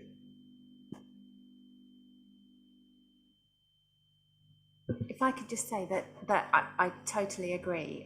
I think that as we're the commission providers for domestic abuse services, so we're commissioned by Essex County Council and the PFCC to provide the services that we do. So we are part of that system that is around. So, we are, absolutely doing the right thing in the right place. I think our voice isn't as loud as the police. We don't have the same, I suppose, status in terms of an organisation. So all I would say is that it's very easy for the police's statistics to be held in isolation as the overall picture around domestic abuse. So that's my only reason for saying that actually, when you talk about the statistics, putting them together or at least side by side so that the entire picture can be seen. I think is important in terms of how we, both organisations, project it. Yeah, I fully agree. Councillor Willits and then Councillor Summers. Chairman, you have to go back to our terms of reference again and the Safer Colchester Partnership's terms of reference. I mean, it's set up under the Crime and Disorder Act, and we are dealing, or Bev is dealing with issues which really are, I think I would categorise them as social services rather than police work. And in reviewing the effectiveness of the Safer Colchester Partnership, we review it from the point of view of its statutory function, which is crime. So, are matters which are not being reported as a crime, and is it disorder? I don't think that it comes under disorder at all. So, from the point of view of us scrutinising the effectiveness of the panel's work, we should, I think, be veering towards the police definition, because that is the crime statistics, and we are concerned with scrutinising the effectiveness of action to deal with the crime rather than the social services aspect of matters which are not being reported as a crime. And no matter how worrying they might be socially, if they're not being reported as a crime and there's no intention with many of these, and as it's being put, it would probably be counterproductive if many of the cases which have been referred to Bev's organisation were actually reported as a crime. There are better ways of dealing with it. Then it's not a crime, and I find it difficult to see how it then falls within the remit of scrutinising matters which are crimes and the effectiveness with which the crime and the Crown Prosecution Service and the judiciary deal with those cases in a way that the community is quite happy. So I think it almost answers itself with the discussions that we had. I have to respectfully disagree with you. Everything that we deal with is a crime. Absolutely. Just because somebody chooses not to report it to the police makes it no less of a crime. It absolutely is a crime. If somebody steals something from a shop, if the shopkeeper doesn't choose to report that theft, is that not a crime then? Domestic abuse is a crime, regardless of how you choose to deal with it and how the person chooses to move on with the rest of their life. Somebody may be raped, that's absolutely a crime. If they don't choose to get criminal justice for it, that doesn't make it any less of a crime that's been perpetrated against them. So I respectfully entirely disagree with you saying that what we do is not dealing with crime. It absolutely is. Yeah, but with all due respect, Chairman, we cannot hold the police accountable for dealing with crimes which are not reported. I mean, we can only hold the police accountable for the way they deal with the effectiveness and efficiency which they deal with reported crime. And if a matter is not going to be reported as a crime, then there need to be other mechanisms to deal with it. And I just don't see how you can mix the two together. They're separate. They're separate ways of dealing with the issue. I'm just going to intervene on that one because I make an observation that it's incumbent on all of us as organisations to be very, very careful with our corporate communications, and perhaps it is the case that we need to evaluate our own positions more rigidly to ensure that when we are putting out statistics that we're doing so, bear in mind that a local newspaper journalist is going to jump on it and potentially make an inflammatory headline from it. So I think it's a self-note to me in my life, but maybe it's something that we wish to consider corporately as in our individual organisations about how we communicate some headlines. I've got Councillor Summers and then Councillor Rowe. We got a technical issue, guys, or is everything okay? On the screen, it's just in this room, is it? Okay, fine, forgive me. Right, okay. Indeed, I've got that. Councillor Summers, thank you. Thank you, Chair. I just want to to say that I think the disparity in the statistics just goes to show what a complex situation domestic violence is. And whilst we should obviously always encourage people to report crimes to the police, it's at the end of the day, it's up to the individual to do what's right for them and their family. And if that's just wanting to get on with their lives, and as you say, if it means going through 2 years or more of court systems to do this, that's quite soul destroying. The same issue a lot of rape victims have, you know, the amount of time it actually takes to get these things through the court system. And sometimes it's just, you want to just get the support you need, try and get through it, and then deal with everything else afterwards. It's, as I say, it's just a reflection of a very difficult situation, and I think you do marvellous work, and the police as well. Thank you. Okay, let's focus on some brevity now. Councillor Rowe. So I just wanted to just make the point that I do agree with Bev, and I think that we do need to take into account the statistic that you provide alongside the statistic that we have from the police. I do think that they are obviously interlinked, and I think you can't just take, we're not just holding the police to account in this committee.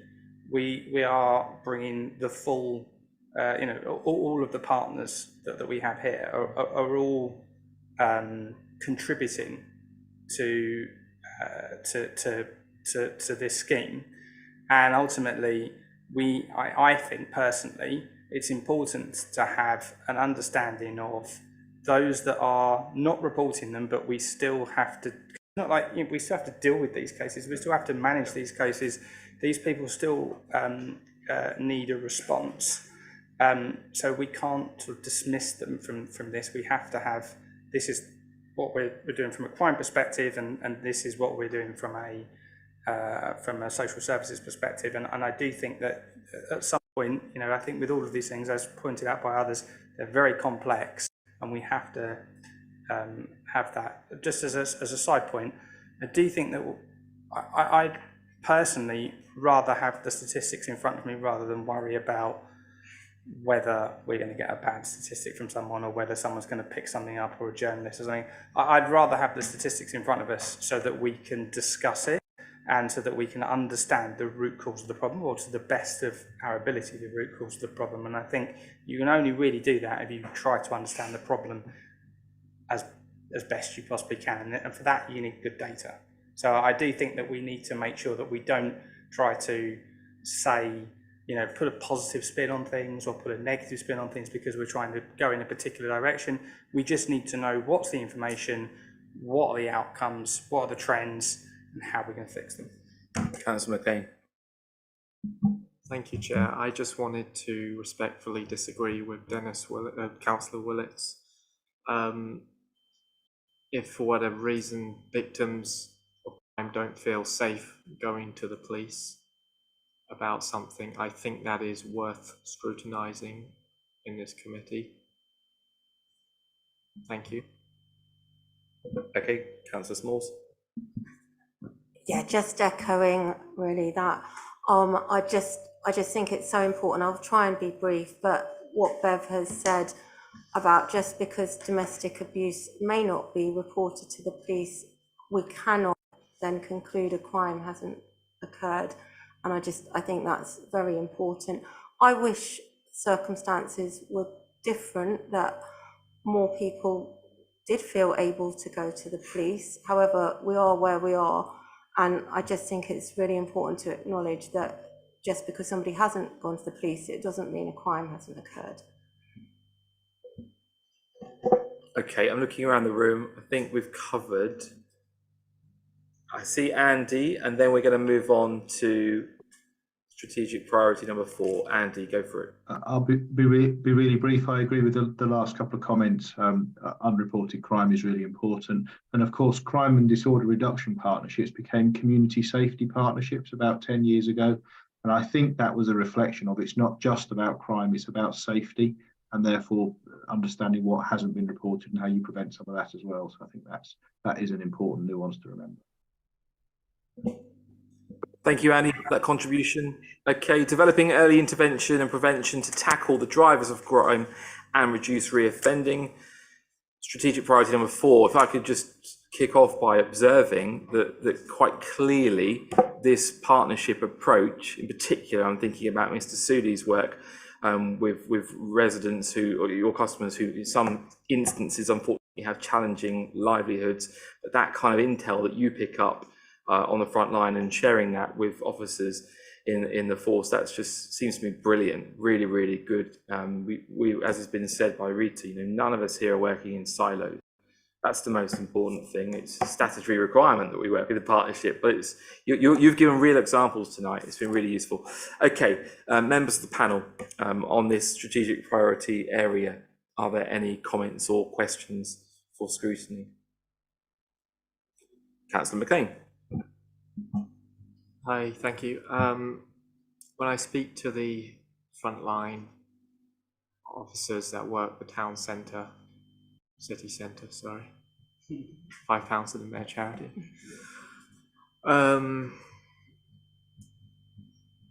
they'll tell me, the problems they're facing, and one of them, I won't mention their name, but they told me they asked the police to come and they said, no, it's for you to deal with. But they can't deal with it. They can't move the problematic people on the street, on the high street.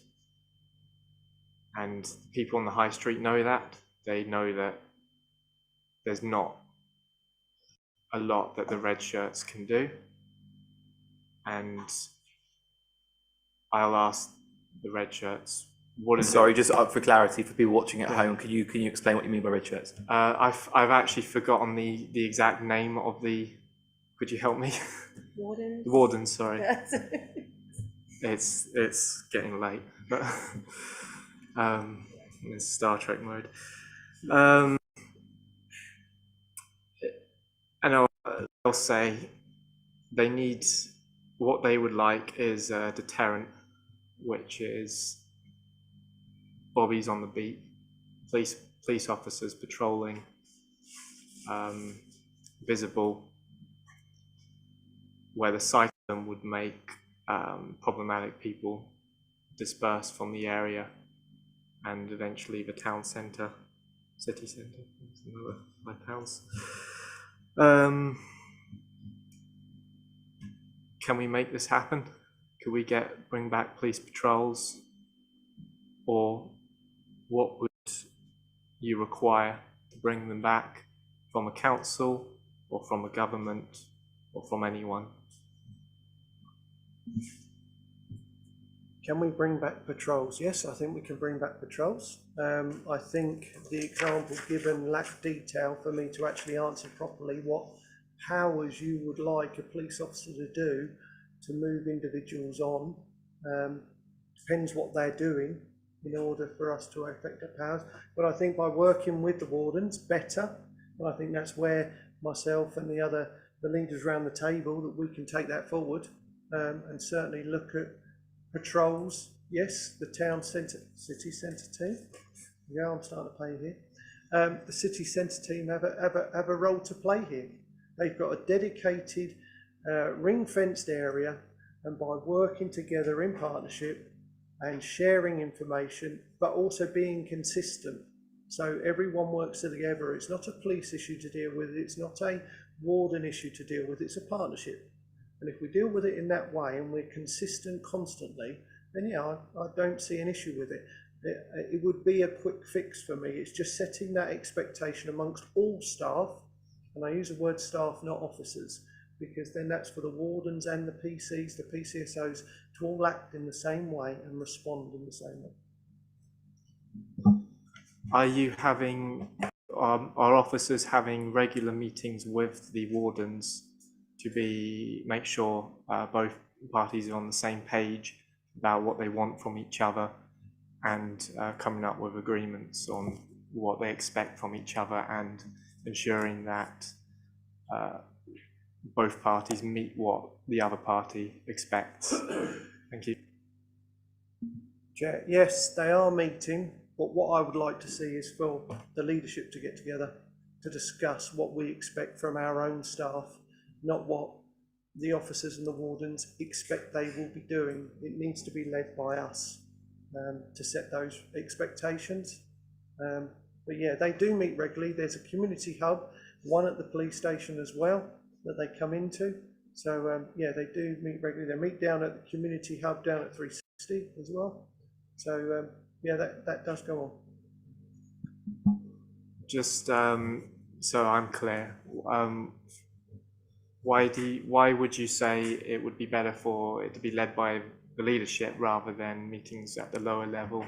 Sometimes I feel at the lowest level that is the front line, and they have the best sort of ground knowledge of what they need. Now, what I mean by is that we as a collective leadership set the expectations to our team, to our officers, to our staff.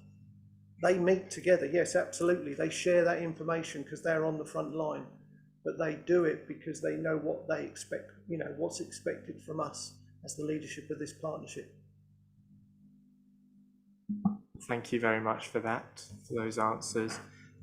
So could we work towards getting regular police patrols back in the city centre as something this year? Because I think that would be helpful for deterring crime and preventing it, rather than sort of reacting to it once the stats get up to a high level. Yes, we have the op grip areas. They're patrolled daily and they're in the city centre. So it's not like we're not in the city centre. We can just make it better. Are you in cars or are you walking about in pairs or with police officers? That's foot patrols. 15 minutes in the grip areas. Thank you. Thanks, Jim. Councillor Rowe, and then I'm going to move on to the final strategic priority. Yep, thanks, Jack. So on that strategic priority, sort of just bringing it back really away from individual cases and just sort of back to, I think, what you said, Chair, at the beginning of the meeting around how are we looking at this from a strategic perspective and how are we working together as a group? How are we using the data? We need to think about how we're using the data to identify the trends that we're seeing over time, rather than trying to prescribe, solutions to particular problems. I want to sort of, how do we use that data that we have to identify what our objectives are? What are the actual problems that we're facing? I think there's an issue between perspective that the public has. We all have our own perceptions, and what we're actually seeing is reported information. How do we pull all that together? And from there, I think only from there can we then decide what our strategic objectives are. And then how do we then on a year-on-year basis measure whatever actions we take? How do we identify what they have actually, what have those actions actually done? How have they improved or worsened the situation? Hopefully not, but what do we need to do to measure the impact of our actions? It's not really a question. It's more of, I think that we, as a group, a strategic directive, I think we need to really be in that mindset of having this proper strategic direction and not necessarily getting down into nitty-gritty of individual cases, getting bogged down in bits and pieces. As important as they are, the point of this committee is to have a strategic objective and for the groups to work collectively to reduce and improve the issues that we have across the board. And I think that you summed that up at the beginning. I just wanted to make a point to just not forget that as we get into the detail and all the interesting bits that we've spoken about. So thank you very much. Okay, with your consent, we'll move on to final item here, working with communities to build resilience and promote safety. I observe a couple of really excellent police initiatives. The Station Open Day, phenomenal effort there. Coffee with cops. This is all wonderful stuff. Keep doing it. I would have thought anything you can do in half terms and summer holidays that gets our kids wearing the gear and sitting in your cars is a good idea. Please keep going. And also, just to give you some comfort, I mean, I saw 4 police officers come into Wendy's for lunch the other day. I was there with my 6-year-old giving him a treat of a burger, and he was intrigued. He wanted to know what they were doing there. And I said, well, they're having their lunch, and good for them. But it was nice to see people just out and about. I explained to my children that the police force are there to help and protect and serve us. They're yes, catching criminals, but they're fundamentally good guys and they need their lunch. So I think it's good being out and about. So stop into McDonald's, stop into Wendy's, or every other good restaurant we've got in Colchester. It's all good. Right, that was my waffle. Let's open it up to the room. Councillor Willits, you look like you want to say something on this. Yes, in terms of working with communities and building resilience into those communities for crime prevention, we heard from the bid that they were not overly happy with the current situation, and I think when we're framing our recommendations we'll need to refer to that. There was no mention in the presentation though about the equivalent work to the farming communities, where again there are significant difficulties. We have machines worth $500,000, $750,000 can be stolen in Felixstowe in a container within 2 hours and within 6 hours out of the country. And I know that just like the shops have the bid, the farmers have their own sort of network to try and keep their own house in order. But to what extent are the police team involved with the farming community to ensure that these high value items are properly protected? Okay, well that brings on to the rural engagement team that was obviously implemented several years ago, increased in establishment as well. They are connected with our landowners, our farmers, etc. They know the vulnerabilities. They have the appropriate, excuse me, they have the appropriate transport now to get to those hard to reach areas. So they've actually got trikes and quad bikes now to deploy so that they can go out and properly target hare coursing that we've seen a reduction on. The rural encampments, the unauthorised encampments has seen a significant reduction both in numbers of them occurring, and we've had a couple over the summer in Colchester, but they've been quickly dealt with by those RET officers, as they're called, who come out and serve the notices. I've been on duty when they've done it. So I know that they work through that process, they provide a consistent approach because they have that specialist knowledge of how to deal with individuals who set up camp. They've also built up relationships with some of the travelling community because it's the same people, the same family groups that go round. So they set out the code of conduct. When that's breached and when they're engaging with landowners still have a permission to, a role here in, directing people to leave the land. It's not just left to the police, but by working with them and obviously the traveller unit within the Essex County Council, we're moving these encampments on quicker, so they're not there for as long, so they're not impacting the rural communities as much, and obviously the associated ASB and possible criminality that might occur as well, and also the unease. You talk about perception, people's fear goes up as well when something comes along like that they just don't understand or they don't agree with. They become scared, and so it's about that reassurance to the communities in relation to expensive farm equipment. We know that the RET team go around the farmers and landowners providing crime prevention advice. They hold engagement events, big events. They go to a lot of the Essex shows, etc., providing that work. They do operations at the port as well, where they're targeting containers, etc. They will do those operations within Harwich. We spoke about Felixstowe. That's obviously cross-border, but that's sharing that information with our neighbours because we're only, we're bordering Suffolk as it is. So they'll do OP Galileo, which is again the joint hare coursing, rather than us running a hare coursing operation and just pushing it into Suffolk or the neighbouring forces. It's got to be a combined effort. Using MPAS, the helicopter, to come out and target these individuals. They're also all drone trained as well, so they can use all the different technology to target, as you say, rural crime in our communities. Within our CPT, we've also got dedicated areas for the CPT, the community policing team officers have dedicated patrol areas for rural policing as well. So yeah, I think it can be better, but I think the rural engagement team do an awful lot of work to reassure those rural communities with those expensive bits of equipment that are a target for criminals.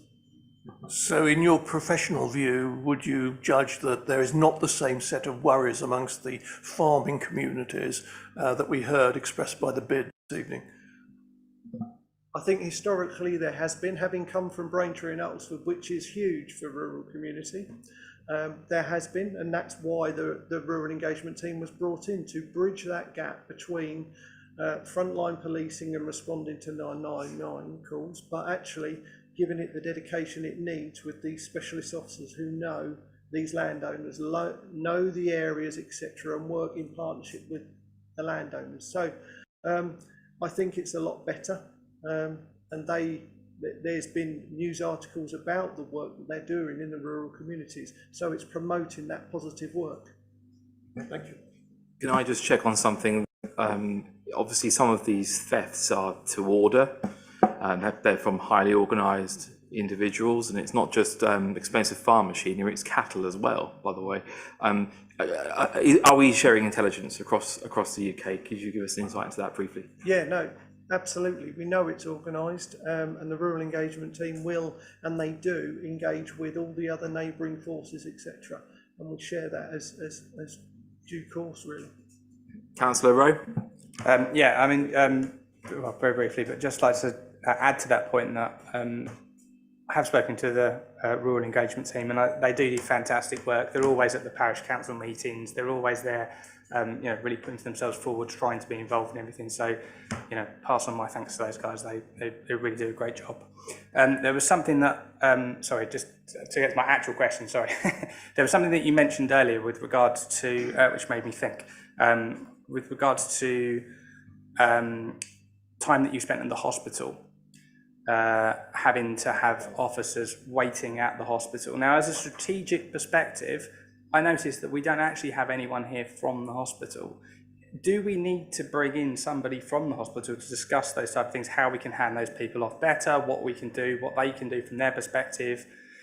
Is it worth engaging with the hospital? I assume you do already anyway, but from this perspective, do we need to get those guys on the board and sort of start to discuss how we manage that better to free up some of your officers and your time? Well, health are part of the partnership. Yes, they're not here today. They are actually listening and participating. Mark, we see you. We see you. Apologies, my fault. We see you. Integrated care bill. Apologies. Thank you, Mark. Yeah. Okay. Good evening, everyone. As said, my name is Mark Shawser. I'm from the ICB. We've actually been really busy working with the hospital on this particular one, and rather than kind of focus on too much, there is a little bit within the report here. We've commissioned a mental health joint response vehicle. This is supported by our ambulance colleagues and mental health teams, and the police as active partners as well.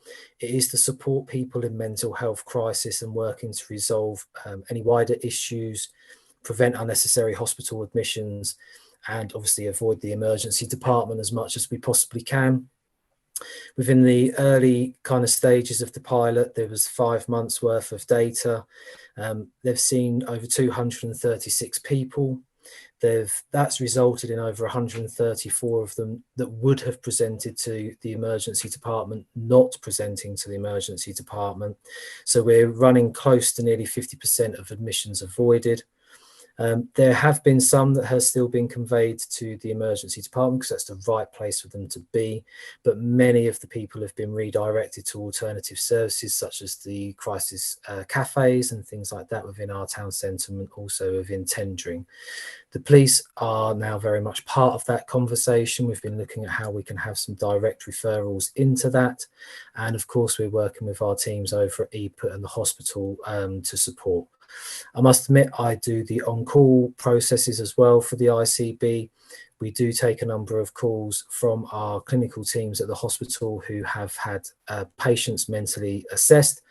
There are physically not the beds available across not just Essex, we're talking the whole country for mental health. It does tend to be quite a stressed situation at the best of times, but I know there's a lot of work going on with our commissioning teams. So our lead commissioner for mental health now sits across not only the ICB, but also Essex County Council and EPUT, so that they're working in partnership and conjunction with everybody to seek a resolution as soon as possible. Thank you, Mark. Rita. Mark, you bet me to it. I was going to talk about the mental health response cards because that's part of the Alliance group. I also want, Mark said some of what I was going to say, but I want to, moving away from farmers, and I'm a farmer's daughter, so I totally agree with what with the importance of that discussion. This is basically a plea. I wasn't here last year when we did the things, but the priority 5 is working with communities to build resilience and promote safety.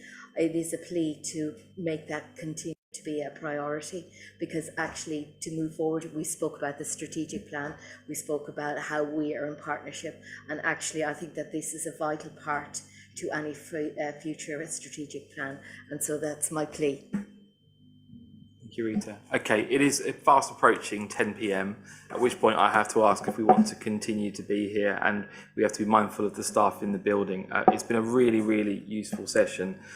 I will do my best to sum up where we're at, and then there'll be one final thing that we'll do before we go, which is a treat. So what I observe is that there are a number of external factors that have been hindering some of the partnership's work, and it does principally stem around COVID and the backlogs in the courts, mental health crises, housing challenges, and obviously people living cooped up and the impact that has had on strained relationships. I acknowledge here that it seems to be that the partnership approach that's underway is working really well, and that you guys are all going above and beyond. And I love the analogy about not blocking up the road. We're in the different lanes, aren't we? And I wish lorry drivers would sometimes understand that when we're trying to get on the A12. So the partnership approach is great.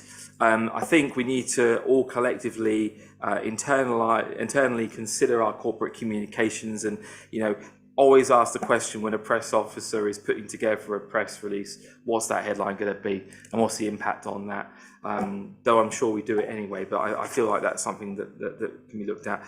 The perceived, the work of specific area of concern, that there are perceived areas and there are areas, and we've heard it all tonight, and I just want to highlight, we've heard very clearly that shoplifting is a problem in the city centre, and the perception that it's not being addressed, whether that's reality or not, there is a perception it's not being addressed. We've heard about visibility of police generally. We've heard about a perceived potential lack of enforcement around some of the PSPO issues. I note the request to continue with the 5 areas, but obviously you've just heard what I've said about what we've talked about tonight. I'm going to look to my deputy here, who is a bit tighter with words than me and might be able to eloquently make some recommendations better than I have. Councillor Willits. Not at this time of night, Chairman. My eloquence fails me completely. But looking at the list of things, we should have a recommendation that we want to see the strategic assessment as a matter of urgency, and a special meeting should be called at which we can review that. I think we should also flag up to the partnership our concern about the divergent statistics on domestic abuse. It perhaps typifies, as was put, several other areas, but it is a significant worry.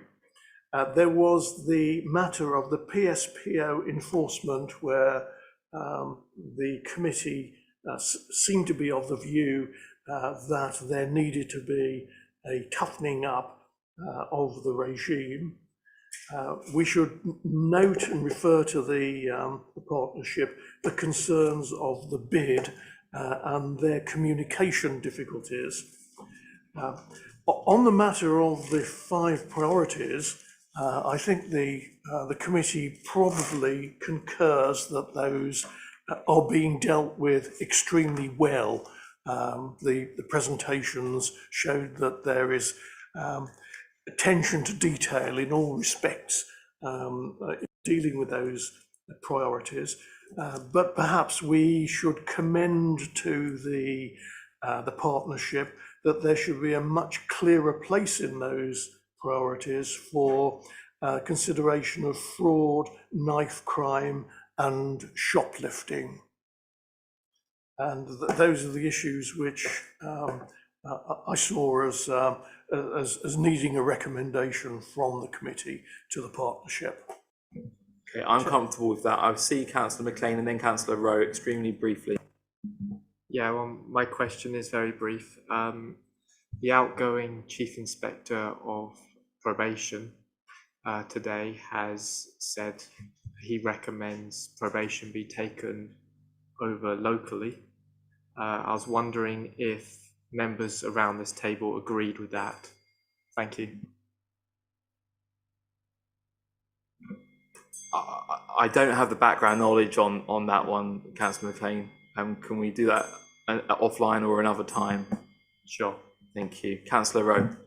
That's sort of my point. I don't know how we can make any recommendations until we've seen all the information. So I find it hard for us to sum it all up, make a valid recommendation without us reconvening with all the data and having a brief discussion about within the next 6 months, because I think that we have to be realistic and I don't want to set unrealistic expectations. Within the next 6 months, this panel will reconvene and we will look at the statistical data and have that. We're doing it now. We're requesting, can that be presented in a fashion in which we can see very clearly a medium-term duration of crime trends and some comparables with other equivalent urban conurbations with a bit of countryside around the edge of the same size and potentially nature, so that we can see what's going on in terms of benchmarking. I think that within the next 6 months, that's a fair thing to do, and that might firm up some more recommendations. In the interim, I know that our diligent clerk has done his best with the summing up deliberations you've heard from me as chair of the deputy elders tonight, and I hope that that's to everyone's satisfaction. It is 10 p.m. I'm extremely grateful for everyone's time this evening. We've had some really useful contributions from members of the public as well, which is one of the reasons why we're still here, because there were such good contributions. And I would just, before we go home, like to ask all of our guests, very briefly, if you have anything that we as elected councillors can do to help you in our daily communications with our communities. We are community leaders and we come from different communities. So what can we do? What's the take home? I'm going to make it easy. I'm going to start with Commander Cox, because I think I know what his answer is. Go for it. I've already said it. You need to encourage your residents to report crime. If that's what the concern is, you need to go out to your constituents and say, report crime, report concerns. I would also like that you join us on our engagements and come out with us, because it's important that we get to hear what the issues are down on the ground, and also repeat the positive stories of what the partnership is doing. It's a third party endorsement if you're saying this is what's happening in your area and this is the good work that's going on as the partnership, because people won't always believe it. Oh, the police are saying this is really great. Yeah, But if it's coming from third-party endorsements, then people believe it more. Okay, thank you. So encouraged continuing reporting of crime, get involved with the engagement sessions. I can vouch for those. I've been out on rural patrol at night, and I've also done many times in the city centre, and I've been out in the city centre later than journalists on the local newspaper, and I take pride in that. Mr. Dooley. Yeah, I mirror what Colin says, to be honest. From a housing point of view, I'd always ask that councillors promote that people self-help, try and deal with, I'm talking about ASB issues in particular, try and deal with the ASB issues themselves in the first instance by talking to their neighbours, because that builds better relationships and ultimately longevity when it comes to where you've got to live with your neighbours. So that would be what I would ask from councillors. So thank you. Mrs. Jones. I would love it if you became DA ambassadors, if you received some training from us about DA, so that we could increase your confidence to be able to have those first conversations, to be able to recognise something when it's in front of you, and to know what to say in non-victim blaming language and know where to direct somebody to, so that you can be an ambassador for where people can come to. That sounds as an excellent idea, and I'm sure the clerk will make a note of that and inform Democratic Services colleagues that a training session to become DA experts or assisters would be good. Great. Could we open that up to the wider councillors to start with? Oh yeah, absolutely. Yeah, to the full 51 councillors. To the full 51 councillors, it makes sense, right? Absolutely. That was what I meant. Yep. Okay. And last but not least, Rita, what's the takeaway for us? I think a real focus on the early intervention and prevention and working in partnership with one another. So really sort of look at what you're doing in part of your work and how that early intervention and prevention could prevent all of these statistics that we are talking about today, and that wider partnership working. And so bear in mind that we're all in it together. Okay, on that positive note, thank you very much for your time. Have a safe and pleasant journey home. Thank you very much. Thank you, everyone. Take care.